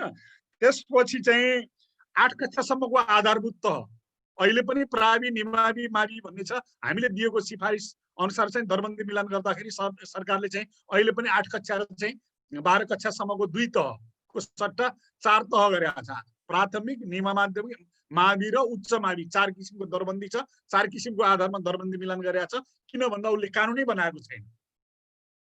2028 को ऐन 49 को चाहिँ नियमावलीको आधारमा चाहिँ अहिले चाहिँ उसँग अर्को ऐन नभए हुनाले हामीले दिएको सिफारिस पनि जस्ताको तस्तै लागू गर्न सकेका छैन। तर यो सिफारिस पछि चाहिँ यदि यसका आधारमा ऐन बनाउने भने हामीसँग चाहिँ विद्यालय तह एउटा आधारभूत हुन्छ, अर्को 12 हुन्छ।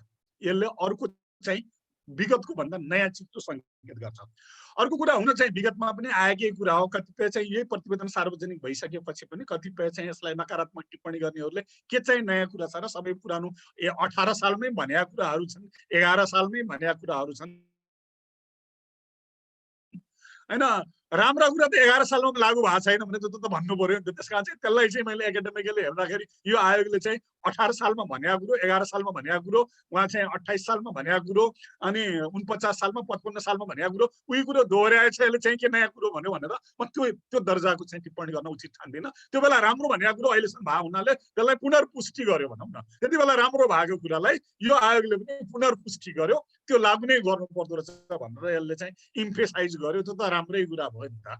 हिजो पनि शिक्षकहरूको योग्यता स्नातक हुनु पर्या छ र स्नातक र स्नातकोत्तर हुनुपर्छ भनेको थियो। अघिल्लो प्रतिवेदनले पनि क्रमशः यो हुँदै जानुपर्छ भनेको थियो। अहिले पनि त्यही कुरो भन्यो। के चाहिँ नयाँ कुरो भनेर चाहिँ यो चाहिँ आयोगका मान्छेहरूले 13 जनाले पूर्ति गरे आउनु भनेर चाहिँ टिप्पणी पनि मैले सुने, हेरेँ कि। यसमा चाहिँ मेरो चाहिँ मैले जवाफ त मैले दिनु पर्दैन। यहाँ विद्या सर हुनुहुन्छ कि हुनुहुन्न, उहाँहरूले दिनु पर्ला कि। तर मेरो भनाइ के छ भन्दा यो उही नै राखेको कुरा हुनाले अहिले नराखौँ भन्नु त भएन। अहिले पनि राख्नै पर्यो। किन भन्दा हुनुपर्ने कुरै त्यही थियो। शिक्षकहरूको अहिलेको बदलिँदो परिवेश अनुसार न्यूनतम पनि हामीसँग त अझ के हुनु पर्यो भन्दा एटलिस्ट 16 वर्षको एजुकेसन पुरा गरेको, कन्टेन्टमा 16 वर्ष पुरा गरेको, अझ पेडागोजिकल र प्रोफेसनल ट्रेनिङ चाहिँ 1 वर्षको, 2 वर्षको, कति वर्षको बनाउने हो, त्यो पनि उनीहरूले गराएको।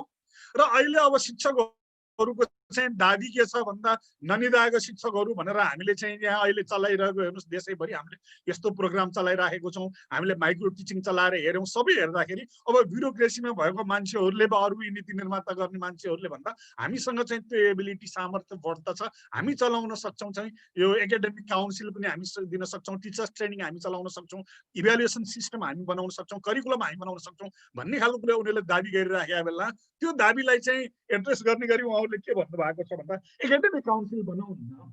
एकाडेमिक काउन्सिलले नै यो सबै काम गर्छ। त्यहाँभित्र चाहिँ टिचरका मान्छेहरू पनि हुन्छन्, एबल मान्छेहरू जहाँ जहाँबाट आउने हो तिनीहरू चाहिँ या त टिचिङ प्रोफेसनबाट आओस्, या त उनीहरू एडमिनिस्ट्रेसनको प्रोफेसनबाट आओस्, या चाहिँ सोसियल वर्कर भएर काम गरेको मान्छे आओस्, या त पोलिटिकल वर्कर भएर काम गरेको मान्छे आओस्, एबल मान्छे आओस् र उनले चाहिँ त्यो चाहिँ राम्रो मान्छे चाहिँ शिक्षामा चाहिँ भित्र्याउने टिकाउने भन्छ नि अहिले शिक्षा मन्त्रालयले चाहिँ राम्रो मान्छेलाई चाहिँ भित्राउने टिकाउने अनि उत्पादन गरेर बजारमा बिकाउने। त्यसपछि हामीसँग राम्रो मान्छे पहिले भित्र्याउनै सकिएन शिक्षा पेसामा, भित्रिएको मान्छे टिक्दै टिकेन। चाहिँ माध्यमिक तहको हेडमास्टर भएको मान्छे चाहिँ सुब्बामा दरखास्त दिएर लोकसेवा पास गरेर चाहिँ सुब्बामा गएको चाहिँ केस स्टडी गर्दाखेरि त्यस्तो भेटियो भनेपछि यसले के सन्देश दियो भनेपछि चाहिँ त्यो शिक्षकलाई चाहिँ राम्रो शिक्षकलाई यहाँभित्र टिकाएर राख्नु पर्यो भन्ने सवालमा हेर्नको लागि चाहिँ शिक्षकहरूलाई चाहिँ राम्रो चाहिँ योग्यता पनि बढाऊ, शिक्षकहरूलाई अरूलाई भन्दा राम्रो इन्सेन्टिभ पनि देऊ पनि भनेको छ यो आयोगले। अघि डाक्टर साहबले विद्या सरले भन्नुभयो स्कुल बनाउने हो भने अरू चाहिँ सबैले कसैले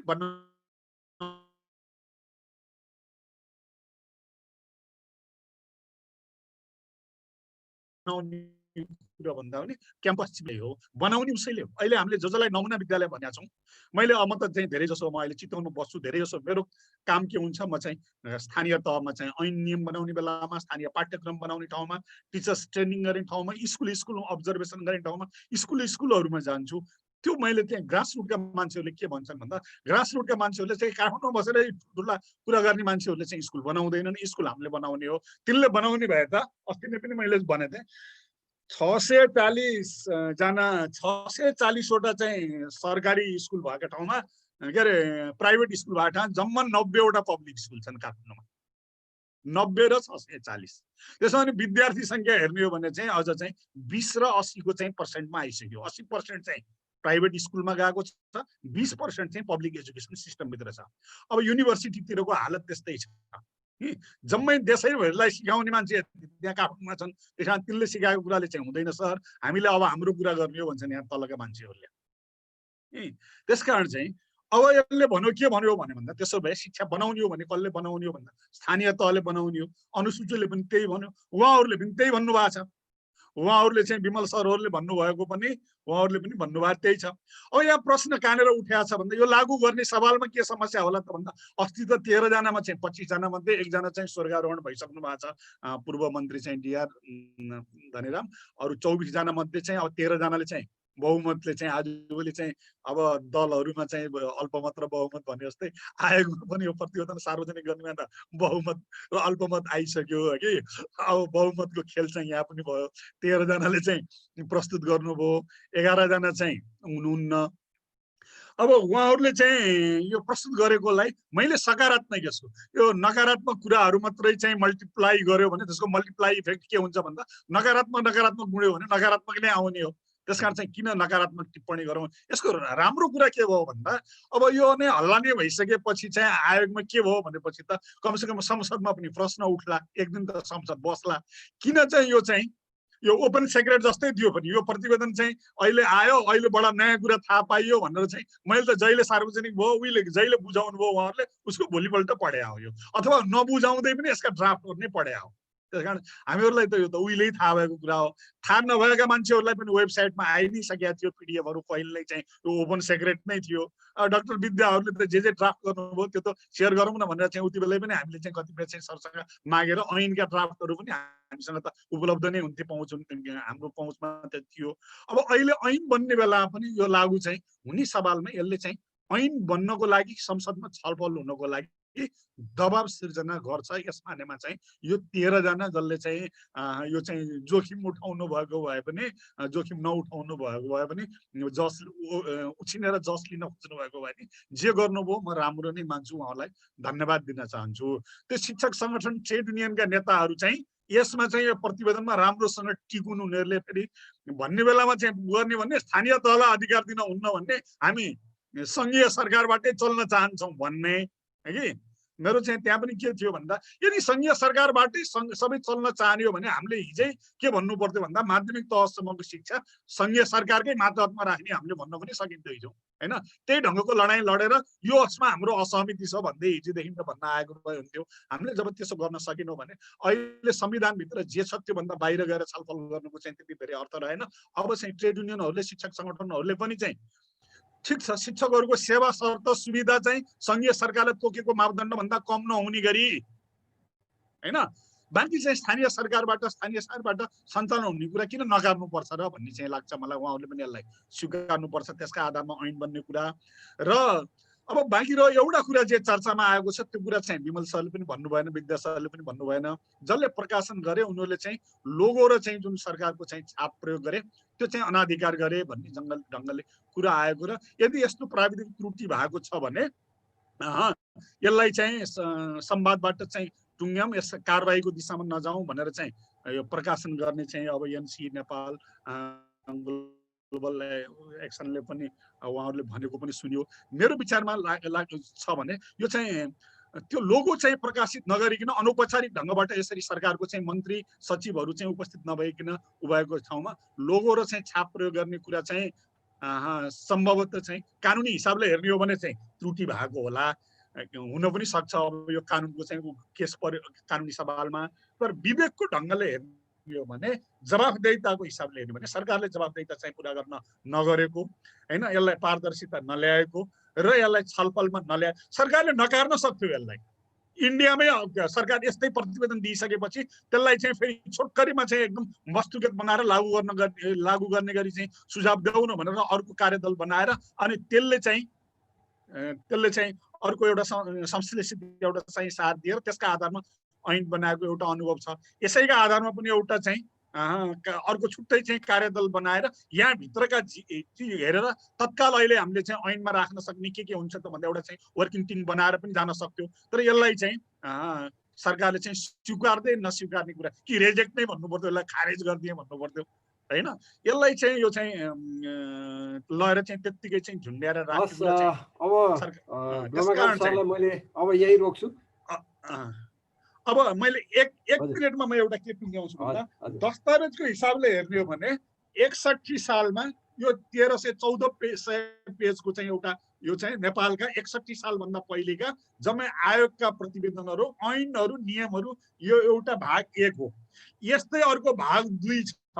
दस्तावेजहरू ऐन नियम सिफारिस ऐन कानुनको हिसाबले हेर्ने हो भने नेपाल सायद विश्वमा चाहिँ साह्रै धनीमा पर्छ होला भन्ने लाग्छ मलाई। शिक्षा मन्त्रालयभित्र केशर महलभित्र यी यस्ता चिज कति छन् त्यस कारण चाहिँ आयोगको प्रतिवेदन के आयो यो आदि इत्यादि भन्दा पनि धीर सर यसका आधारमा बन्ने ऐन कस्तो बन्छ, त्यसका आधारमा बन्ने नियमावली कस्तो हुन्छ, त्यो लागू गर्ने चाहिँ हिसाबमा त्यसले चाहिँ कस्ता नेतृत्वलाई र कसका हातको जिम्मा दिन्छ, त्यो लागू गर्ने जवाबदेहिता कसको हुन्छ त्यो हेर्यो भने भोलिको नेपाल बल्ल थाहा हुन्छ सर। आयोगको प्रतिवेदनकै आधारमा यो बेठिक आयो भनेर चाहिँ म बेठिक पनि भन्दैन, धेरै राम्रो कुरा छ हैन। अब कतिपय जम्मै रिपिट भएका कारण छन्, पहिले उहिले आएको रहेछ भनेर पनि म आलोचना गर्दिनँ, किन भन्दा राम्रा कुरा चाहिँ पुनर्पुष्टि गर्नको लागि र पुनर्दबाब दिनुको लागि राम्रा पनि आउँछन्। मेरो भनाइ यति हो। थप भाग लिनु पर्यो भने पछि चाहिँ रमाकान्त सर बडा मिठोसँग टुङ्ग्याउनु भयो। ठेलीमा त लेखिन्छन् तर ठेली रूपान्तरण गर्ने त मान्छेले नै हो भनेपछि मान्छे र संरचना कस्तो छ? ठेली पनि एउटा ठेली यस्तो छ, यस्ता 3टा ठेली त मैसँग छन् भनेपछि त अरु कति होला? हामी कहाँ अध्ययन विषय र विज्ञताको चाहिँ कमी होइन रहेछ, लागू गर्ने इमानको चाहिँ कमी हो कि भन्ने चाहिँ हामीले एकचोटि यो सार्वजनिक संवाद चलाइरहँदाखेरि चाहिँ नियम र नियत कुन चाहिँ महत्त्वपूर्ण हो भन्ने एक दिन चाहिँ बहस गरेका थियौँ। त्यहाँ नेताहरू पनि थिए हाम्रा यो नेकपाका थुप्रैजना र त्यस बहसमा के निस्क्यो भने नियम चाहिँ काम चलाउ हो, नियत चाहिँ मुख्य हो। नियम जतिसुकै राम्रो बनाए पनि नियत सफा भएर कार्यान्वयनमा गएन भने चाहिँ केही पनि परिणाम आउँदैन भन्ने कुरा आएको थियो। सायद यो हाम्रो सामाजिक सांस्कृतिक कुराले पनि निर्धारण गर्छ, परिणाम चाहना राख्छौँ, त्यो पनि कुरा आउला। अब यहाँ केही जिज्ञासाहरू आएको छ, जस्तो यो स्थानीय तहमा अहिले यो आधारभूत विद्यालय सञ्चालनको सारा जिम्मेवारी दिइएको छ। हाई स्कुलसम्मको अहिले हामीले भन्दाखेरि चाहिँ हाई स्कुलसम्मको जिम्मेवारी दिएको छ। त्यो जिम्मेवारीको बारेमा चाहिँ आयोगको दृष्टिकोण कस्तो रहेको छ भन्ने एउटा जिज्ञासा आएको छ। दोस्रो जिज्ञासा चाहिँ यदि अहिलेकै संरचना अन्तर्गत हामीले यो सञ्चालन गर्ने हो भने बढीभन्दा बढी यसको जिम्मेवारी त स्थानीय तहको छ। स्थानीय तह चाहिँ सक्षम छैन, त्यो सक्षमता पूर्ति चाहिँ कसरी हुन सक्छ भन्ने चाहिँ के दृष्टिकोण छ यो आयोगको सिफारिसमा भन्ने यो दुईटा प्रश्न आएको छ। यो प्रश्नलाई चाहिँ मलाई लाग्छ विमल सरले उत्तर दिनु होला। त्यसपछि केही यो पाठ्यक्रम सम्बन्धी कुराहरू आएको छ, म चाहिँ विद्या सरलाई त्यसपछि अर्को प्रश्न राख्छु।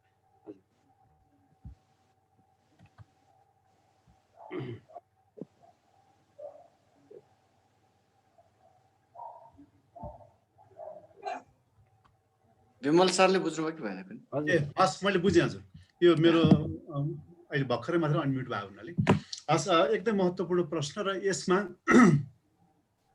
खास गरेर हाम्रो 8वटा जुन मैले अघि थीमेटिक कमिटीहरू विषयगत समूहहरू थियो भनेको थियौँ, त्यो मध्ये एउटा हाम्रो थीमेटिक ग्रुप चाहिँ यो सुशासन अथवा यो एजुकेसनको गभर्नेन्स कस्तो हुनुपर्छ भन्ने बारेमा हाम्रो एउटा टिम थियो। खास गरेर त्यसको संयोजन चाहिँ हाम्रो डिआर पौडेलजीले गर्नुभएको थियो। उहाँ असामयिक निधन भयो, तर यस डकुमेन्टमा चाहिँ यसको बाटो छ। र अब एउटा कुरा त यो शिक्षामा मात्रै होइन नि, नयाँ संविधान आएपछि 22वटा जुन अधिकारहरू चाहिँ स्थानीय सरकारलाई दिएको छ, अरू विभिन्न विषय पनि छ। त्यो अन्तर्गत एउटा चाहिँ के हो भने 12 कक्षासम्मको शिक्षाको जिम्मा स्थानीय सरकारलाई हो।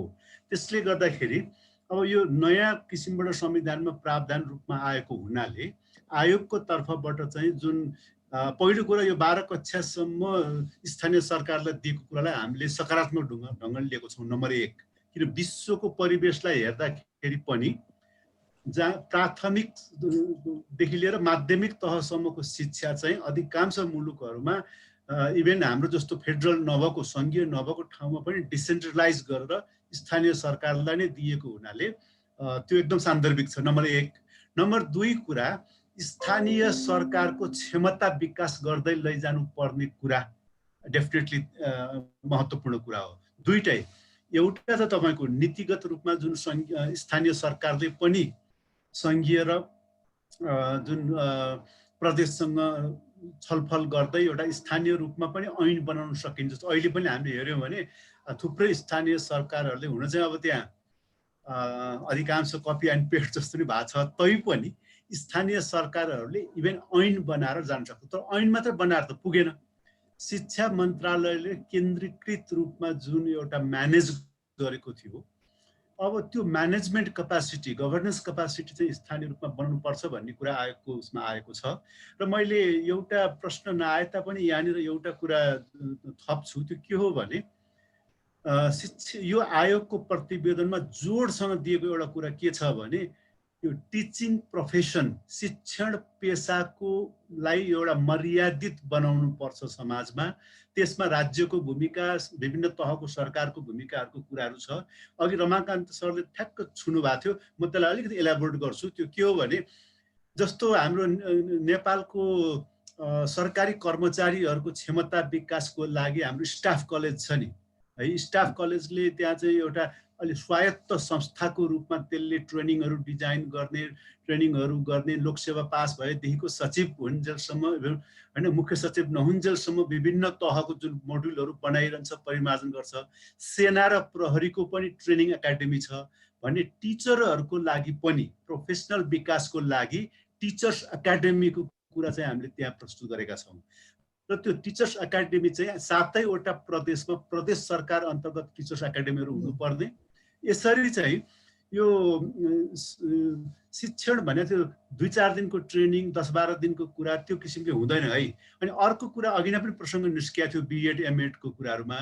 यो आयोगको प्रतिवेदनमा हजुरहरूले हेर्नुभयो भने प्रश्न के छ भने जस्तो कुनै पनि विषयमा स्नातकोत्तर गरे मान्छेहरूलाई चाहिँ टिचिङ प्रोफेसनमा ल्याउन सकिन्छ। जस्तो साइन्स बिएससी एमएससी गरेर म टिचर बन्छु कसैले भन्यो भनेदेखि त पाउनु पर्यो नि त, बिएडै गर्नुपर्छ भन्ने छैन। तर बिएससी एमएससी गरेको मान्छेहरूले कसरी पढाउने भनेर त्यो पेडागोजीको ट्रेनिङ चाहिँ लिनुपर्छ।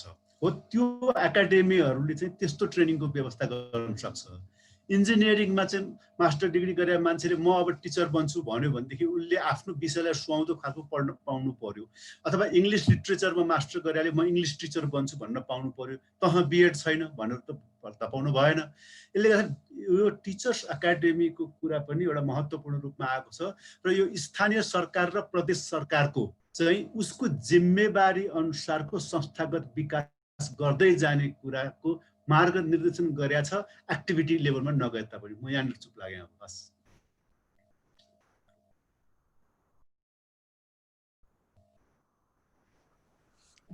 हेलो जय सर, सर कता जानु?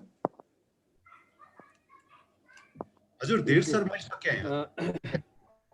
हजुर विमल सरको जुन उत्तर आयो मलाई लाग्छ अलिकति क्वालिटी एजुकेसनतिर लम्किनको निम्ति के गर्नु पर्ला भन्ने एउटा मिजर चाहिँ यो शिक्षण प्रशिक्षणको कुरा, तालिमको कुरा, व्यवस्थापन कसरी गर्ने भन्ने सिफारिस चाहिँ रहेछ भन्ने कुरा थाहा भयो।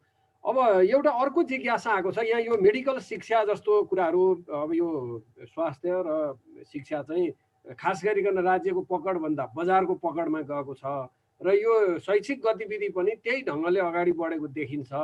यो बारेमा चाहिँ कस्तो सिफारिस गरेको छ, यसलाई कसरी रेगुलेट गर्ने भनेर केही नीतिगत कुराहरू सजेस्ट गरेको होला भन्ने एउटा जिज्ञासा राख्नु भएको छ यहाँ हाम्रो कल्याण पन्त सरले। अर्को चाहिँ यो 2076 सालमा शिक्षा नीति तयार गर्दा पनि यो सिफारिस चाहिँ सुनिएन भन्ने पनि छ। त्यसमा सरको के छ अब्जर्भेसन भनेर आएको छ अर्को प्रश्न। यो चाहिँ म विद्यानाथ सरलाई उत्तर दिन अनुरोध गर्छु। अप्ठ्यारो मात्रै मलाई होइन, सरसँग चाहिँ धेरै त्यो इन्साइक्लोपिडिया, शिक्षाको इन्साइक्लोपिडिया भएको हुनाले त्यहाँ खोतालेपछि धेरै पाइन्छ भन्ने छ नि सर। हामीले चाहिँ नि यो चिकित्सा शिक्षालाई जनता जनार्दनसँग पुर्याउनको निम्ति के गर्ने भन्ने किसिमको कुरोकानीलाई ध्यान दिएछ। डाक्टर गोविन्द केसीले जे किसिमको कुरो गर्नुभएको छ, सरकारले जे सम्झौता गरेछ त्यो कुरालाई पनि ध्यान दिएछौँ। सँगसँगै गरेर निजीहरूमा चाहिँ त्यसमा जान सक्ने किसिमको सम्भावनाको कुरो पनि राखेका छौँ र त्यसो हुँदाखेरि चाहिँ नि दुईटै एक अर्कोसँग पूरक हुन सक्ने किसिमको डिजाइन चाहिँ राखेका छौँ।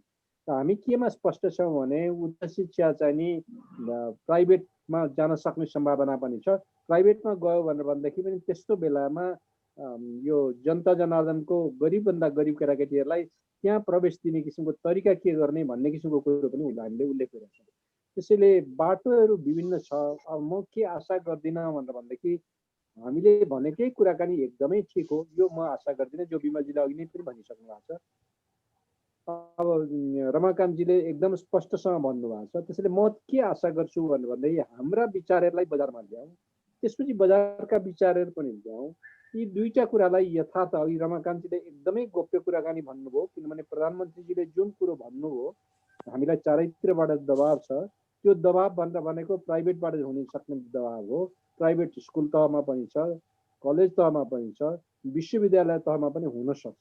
त्यसो हुँदाखेरि त्यो दबाबलाई हामीले कसरी प्रभावमा दिएर जाने, तिनलाई पनि कसरी उपयोग गर्ने, किनभने राष्ट्रिय पुँजीको उपयोग गर्ने किसिमको ढङ्गरङ्ग कसरी हुनसक्छ, यो किसिमको चिन्तन चाहिँ हामीले राखेका छौँ। त्यसैले हामी केमा स्पष्ट छौँ भनेदेखि हाम्रा कुराहरू फाइनल होइनन्, विचार बजाउनलाई हुन्छ। अघि विमलजीले भन्नुभएको जस्तो संसदमा छलफल गरौँ, सांसदहरूसँग कुराकानी होला, बजारमा छलफल गरौँ। अघि रमाकान्तजीले भन्नुभएको जस्तो त्यो बजारका कुराहरूबाट जोडौँ। त्यसपछि गएर चाहिँ अब के गर्न सकिन्छ भनेर कति कुराकानी अब नीतिमा संशोधन गर्नुपर्ने परिस्थिति हुन सक्ला।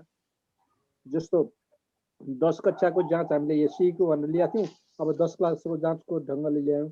तर नीतिमा के भएको छ, प्रदेश सरकारले गर्ने भनेको छ, त्यहाँ संशोधन गर्नुपर्ने परिस्थिति हो। त्यही संशोधन गर्दाखेरि यो पनि संशोधनमा हालौँ, ऐनमा ल्याउँ। ऐनमा ल्याउँदाखेरि चाहिँ के गर्ने भन्ने किसिमको कुरोकानी लिएर आउँ। मलाई चाहिँ यसरी गऱ्यो भनेदेखि बाटो आउँछ। विवादको ढङ्गको एउटा कुराकानी हो, तर संवादबाट नयाँ नयाँ चिन्तन आउँछ र नयाँ चिन्तन कार्यान्वयन गर्न सक्ने परिवेश छ भन्ने मलाई लाग्छ। सर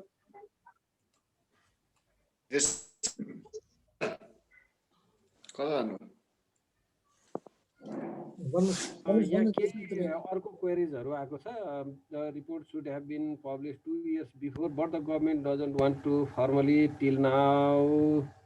तर पनि यस्तो भएको छ एटेन्डेन्स अफ द टिचरको क्वालिटी। यो एउटा प्रश्न चाहिँ हाम्रो रमेश प्रसाद लामिछाने होला सर। हजुर, यहाँ चाहिँ यो टिचरको क्वालिटी चाहिँ एटेन्डेन्ससँग पनि हेर्नुपर्छ कि भनेर जिज्ञासा राख्नु भएको रहेछ। अब यो प्रशासनिक संरचनाको बारेमा चाहिँ यो कस्तो रिफर्मेसन चाहेको छ यो आयोगले भन्ने बारेमा पनि त्यस्तो केही उल्लेख छ भने त्यसको बारेमा पनि थोरै बताइदिनु पर्यो विद्यार्थी सर।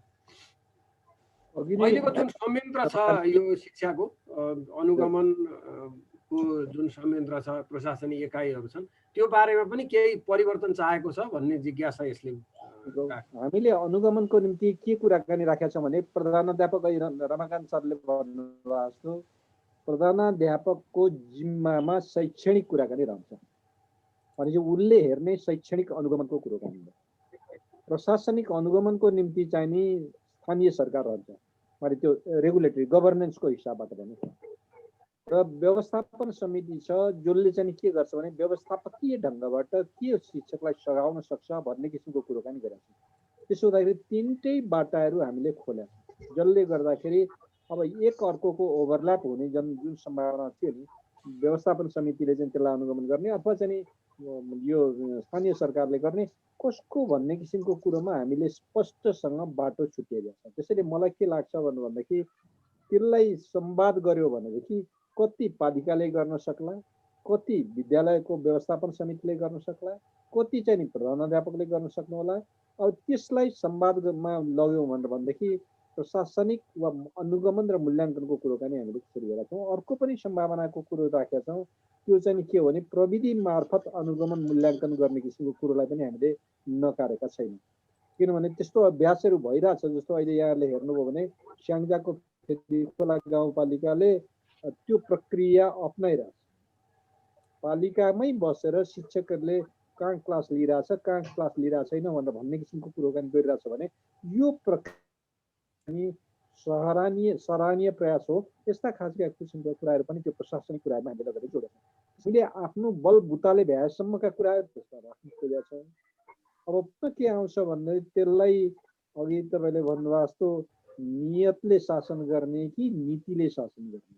अब राजनीतिज्ञ पनि नाश गर्ने अवस्थामा पुगिसकेपछि नीतिमा मात्रै त कुरा गर्नु हुँदैन।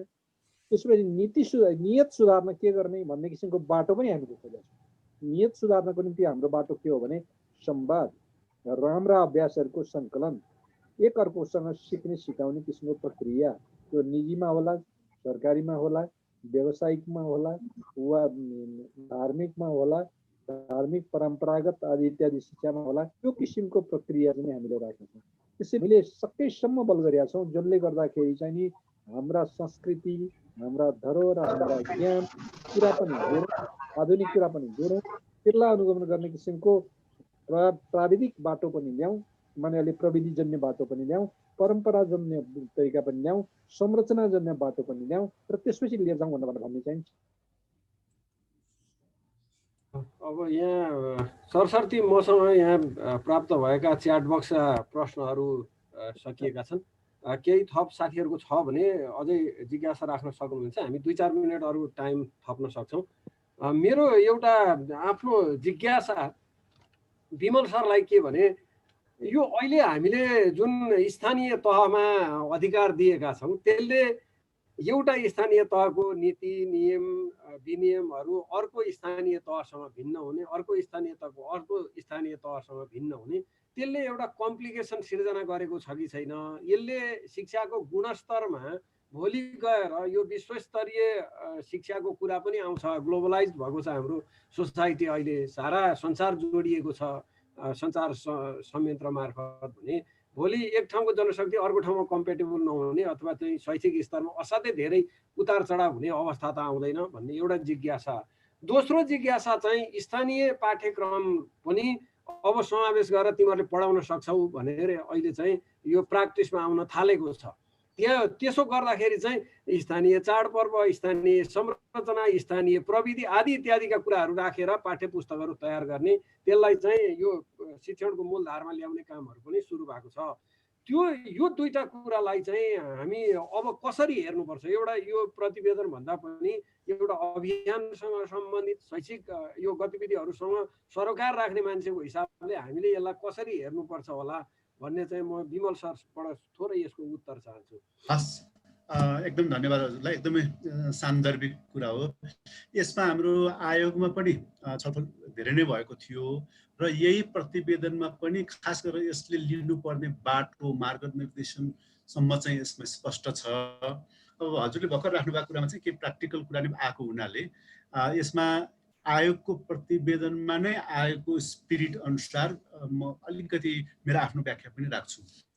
सबभन्दा पहिलो कुरा चाहिँ यो स्थानीय सरकारलाई जुन पाठ्यक्रमको निर्माण गर्ने, एउटा प्रयोग गर्ने जुन किसिमको अधिकार दिइएको छ, यसले भनौँ न अहिलेसम्म भएको हाम्रो कुरामा चाहिँ नयाँ भ्यालु एडिसन, नयाँ कुरा थपेको छ। त्यो कारणले गर्दा राष्ट्रिय र अन्तर्राष्ट्रिय किसिमको ज्ञानबाट टाढा हुने भन्ने कुरा हुँदैन। सबभन्दा पहिलो कुरा हामीले के बुझ्नु पर्यो भने जस्तो पाठ्यक्रम निर्माणमा केही पाठ्यक्रम त हामीले इभन अन्तर्राष्ट्रिय पाठ्यक्रमलाई हेरेर त्योसँग अलाइनमेन्ट गर्छौँ। जस्तो विज्ञानमा के करिकुलम हुनुपर्छ 9 कक्षामा 10 कक्षामा भनेर हामीले भारतमा, चीनमा, अमेरिका, बेलायत, फिनल्यान्डमा के छ भनेर हेरेर त्योसँग पनि एउटा कम्प्याटिबल हुने गरेर हामी नेसनल करिकुलम बनाउँछौँ। र सङ्घीय सरकारले राष्ट्रिय पाठ्यक्रम जुन कुरा नेपालभरि जानुपर्छ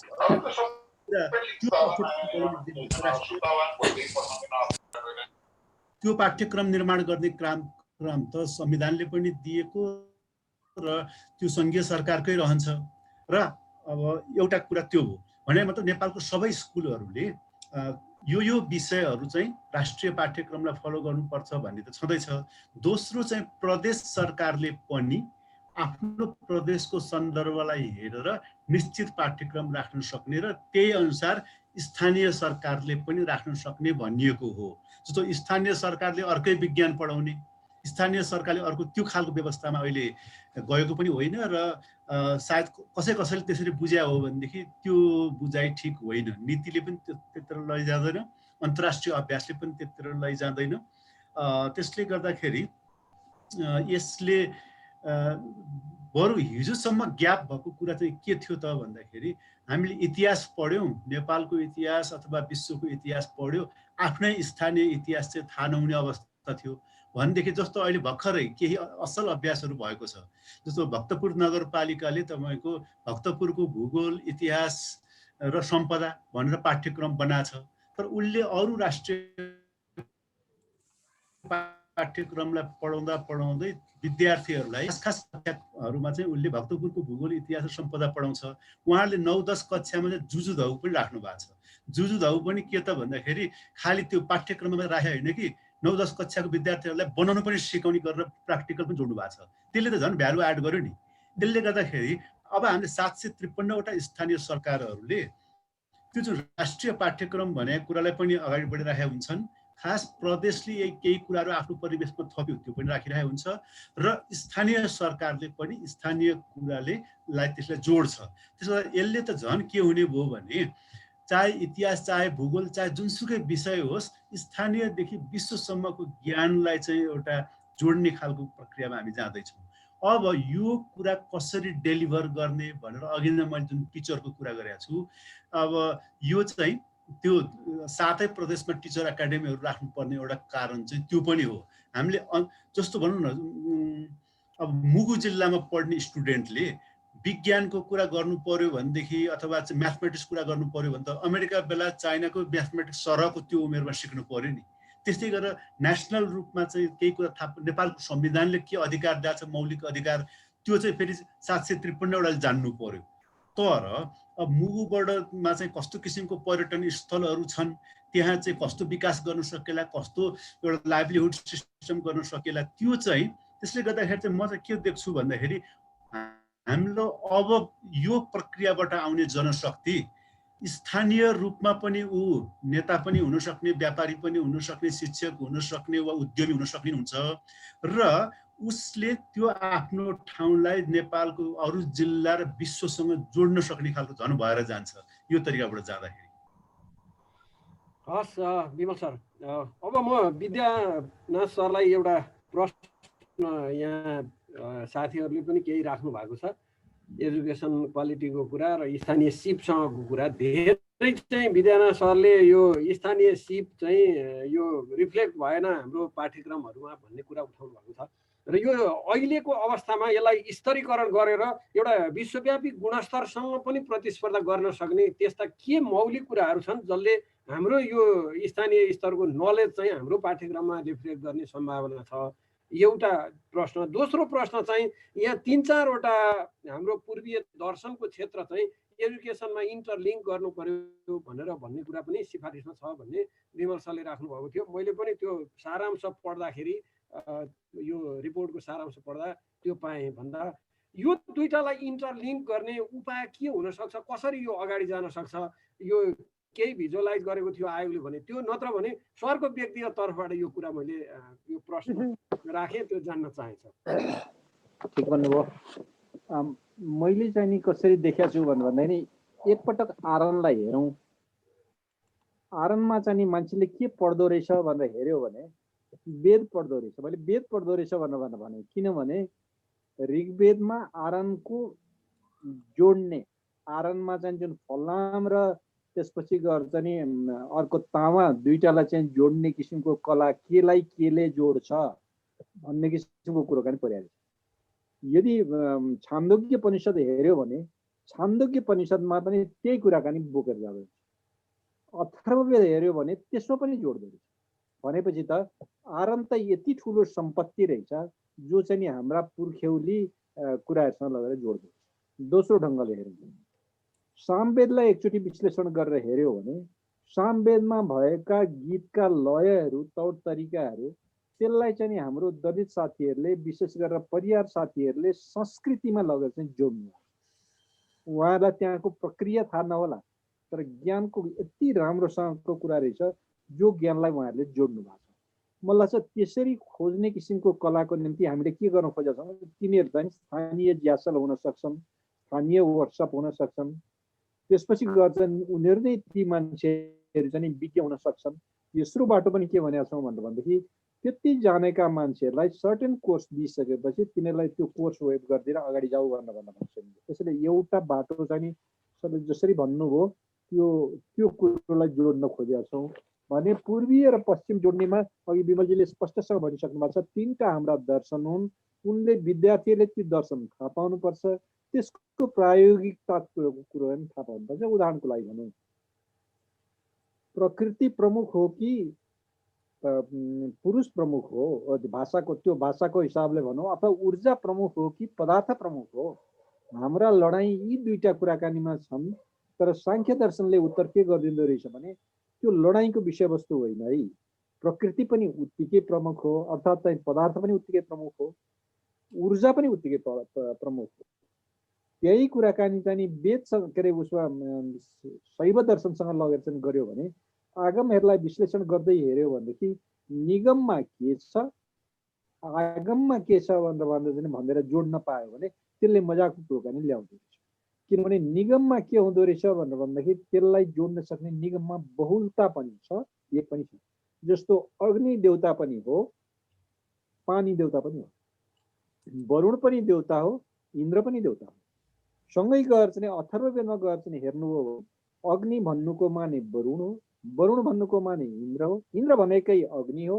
यिनीहरूमा तात्विक फरक छैन किनभने इन्द्र हुँदाखेरि चाहिँ ऊर्जा र पदार्थसँगै बस्छ। ऊर्जा र पानी भनौँ न, ऊर्जा र पानी दुईटै कुराकानी एकसाथ बस्ने भएको हुनाले पानी भनेको पदार्थमा भयो, ऊर्जा भनेको ऊर्जामा भयो। यो दुईटा सँगै बस्ने भावनाले यिनीहरू एकै हुन्, भिन्न सम्झिनु जरुरी छैन भनेर भन्ने चाहिँ नि हाम्रो अथर्ववेदीय ज्ञान रहेछ। अब त्यसलाई चाहिँ सोचेर लग्यो भनेदेखि यो हाम्रो जुन अहिले हामी म भौतिकवादी म अध्यात्मवादी भन्ने सिल्लड कुराकानी गर्छौँ नि, सिल्लड भने मैले यो सिल्ली कुराकानी गर्ने मान्छेलाई उत्तर हुँदो रहेछ। अर्को ढङ्गले हेऱ्यो भनेदेखि यजुर्वेदमा समात्यो भनेदेखि यजुर्वेदको केही अंशमा चाहिँ कस्तो मजाको कुराकानी रहेछ भने विद्या ठुलो कि अविद्या ठुलो, यो दुईटा संवादहरू हुँदाखेरि चाहिँ नि कति राम्रोसँग भने रहेछ भने विद्या मात्रै जान्ने मान्छे चाहिँ नि के होइन भने त्यो ज्ञानी होइन है, अविद्या मात्रै जान्ने मान्छे पनि ज्ञानी हो। विद्या र अविद्यालाई जोड्न जान्ने जो मान्छे हो त्यो चाहिँ नि ज्ञानी हो भनेर यजुर्वेदमा लेखेको छ। अब त्यसो भनेपछि हामीले चाहिँ के कुराकानी गर्यौँ, अघि विमलजीले भन्नुभयो जस्तो पश्चिमी भौतिकवादको चिन्तनलाई पनि हामीले नाइ भनेका छैन, हाम्रो आगमको के अरे निगमको चिन्तनलाई पनि नाइ भनेका छैन। दुईटा जोड्दाखेरि त के किसिमको कुराकानी आउला, त्यो बाटो हुन्छ। अर्थात् बुद्धको चिन्तनसँग गएर हेरौँ, किनभने बुद्धको चिन्तनले के कुराकानी ल्याउँदो रहेछ भने सापेक्षवादको चिन्तन ल्याउँदो रहेछ। अल्बर्ट आइन्स्टाइनको पनि सापेक्षवाद, बुद्धको पनि सापेक्षवाद, दुईटा वादभित्र कहाँनिर जोड्न सकिन्छ भन्ने किसिमको कुराकानी गर्यो भनेदेखि हामीसँग अर्को तथ्य रहेछ। हाम्रा पुर्खाले यजुर्वेदमा अर्को शब्द भनेका रहेछन्, त्यो शब्द यहाँहरूले हेर्नुभयो भने त्यो अर्को रमाइलो देखिन्छ। सत्य भनेको के हो भनेर भन्दाखेरि उनले भने एउटा ब्रह्म सत्य, दोस्रो भने योनि सत्य। मलाई थाहा छैन हजुरहरू कसरी हेर्नु भएको छ। ब्रह्म सत्य भन्ने चिन्तन भनेर भनेको ऊर्जा सत्य हो, योनि सत्य भनेर भनेको परिवेश सत्य हो। जस्तो योनि सत्य भनेर उनले के भने भनेर भन्दाखेरि त्यही योनिबाट मूत्र पिसाब पनि आउँछ, त्यही योनिबाट रगत पनि आउँछ, त्यही योनिबाट वीर्य पनि आउँछ, त्यही योनिबाट बच्चा पनि आउँछ। प्रश्न के हो भनेर भन्दा एउटै योनिबाट विभिन्न कुराकानी आउनु भनेर भनेको बहुलता हो। त्यो चाहिँ नि सिचुएसनल ट्रुथ भन्नुहोस् न। सिचुएसनल ट्रुथलाई हेर्नुभयो भन्दै बुद्धको चिन्तनसँग गएर टाँसिन्छ वा शिवको चिन्तनसँग लगेर सोध्न सकिन्छ। किनभने निगमबाट आगममा आउँदाखेरि हजुरहरूले याद गर्नु होला त्यो विभिन्न किसिमका आगमहरू छन्। त्यो आगमको कुराकानी गर्नु पर्यो भनेदेखि चाहिँ यहाँहरूले हेर्न सक्नुहुन्छ लामिछानेजीले त्यत्रो तन्त्रशास्त्रको किताबै लेख्नु भएको छ।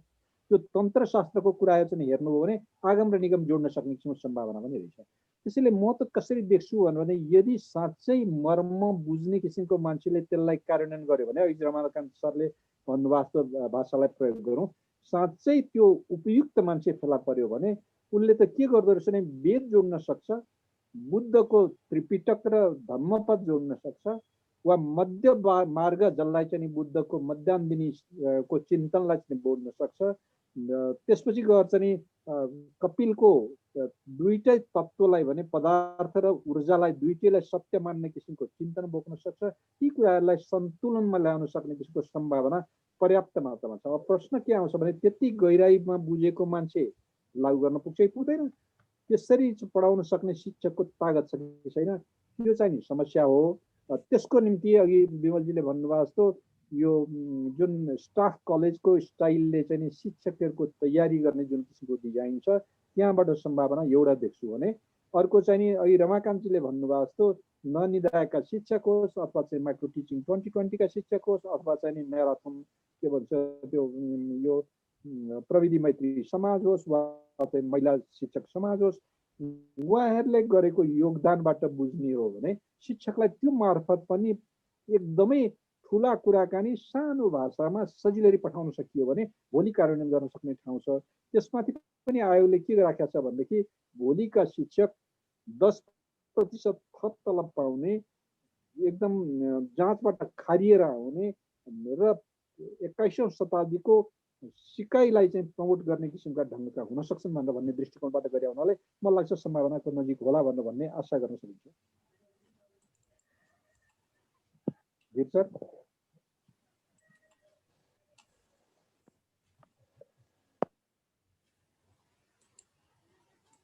त्यसो छोड्दै जोड्दै गरिनु भएको जस्तो देखिन्छ, कता हुन्छ?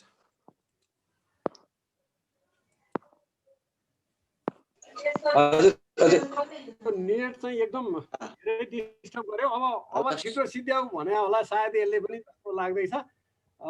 यो कनेक्ट हुने डिस्कनेक्ट हुने भइरहेछ। अब हामीले आजको निर्धारित समय लगभग 15 मिनट पार गरिसक्यौँ।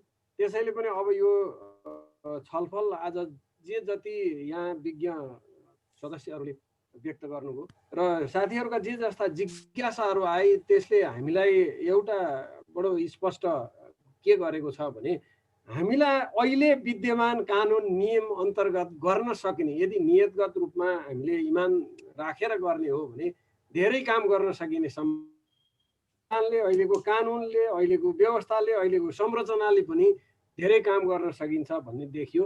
र सरकारले जसरी यो लुकाउनु पर्ने आवश्यकता ठान्यो त्यस्तो आवश्यकता होइन रहेछ, यो सार्वजनिक बहसको विषय पो रहेछ, यसमा धेरै हामी जस्ता जनताहरूले बुझ्नुपर्ने धेरै कुरा रहेछ भन्ने पनि यो आजको छलफलले देखाएको छ।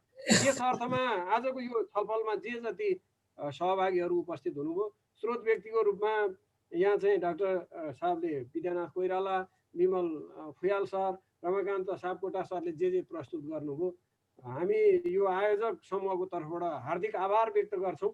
यहाँले आज समय दिनुभयो, लगभग हामीले 2 घन्टा पौने 2 घन्टा यसमा छलफल बहसमा बितायौँ र यो सार्वजनिक चासोको विषय पनि थियो। धेरै साथीहरूलाई यसले कस्तो सिफारिस गरे होला, किन आपत्ति भएको होला सरकारलाई यत्रो धेरै,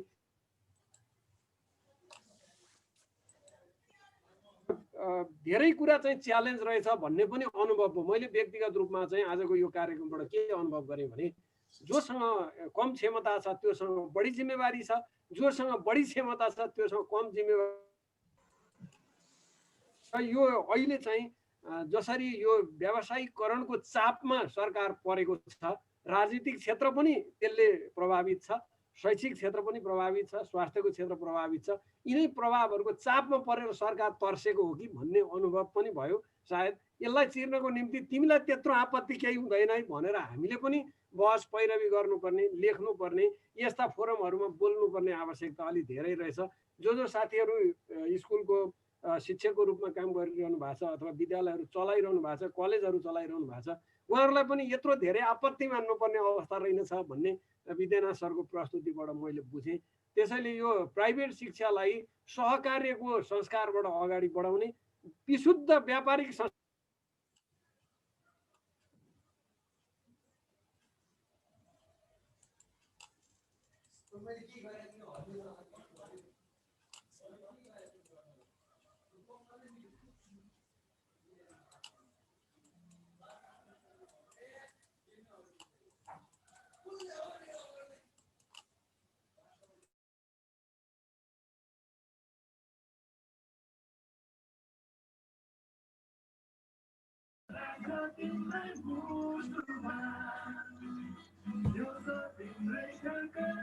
अब त बन्द हुने होला।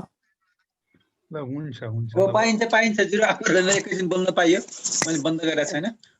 ए बोल्न पाइन्छ सर?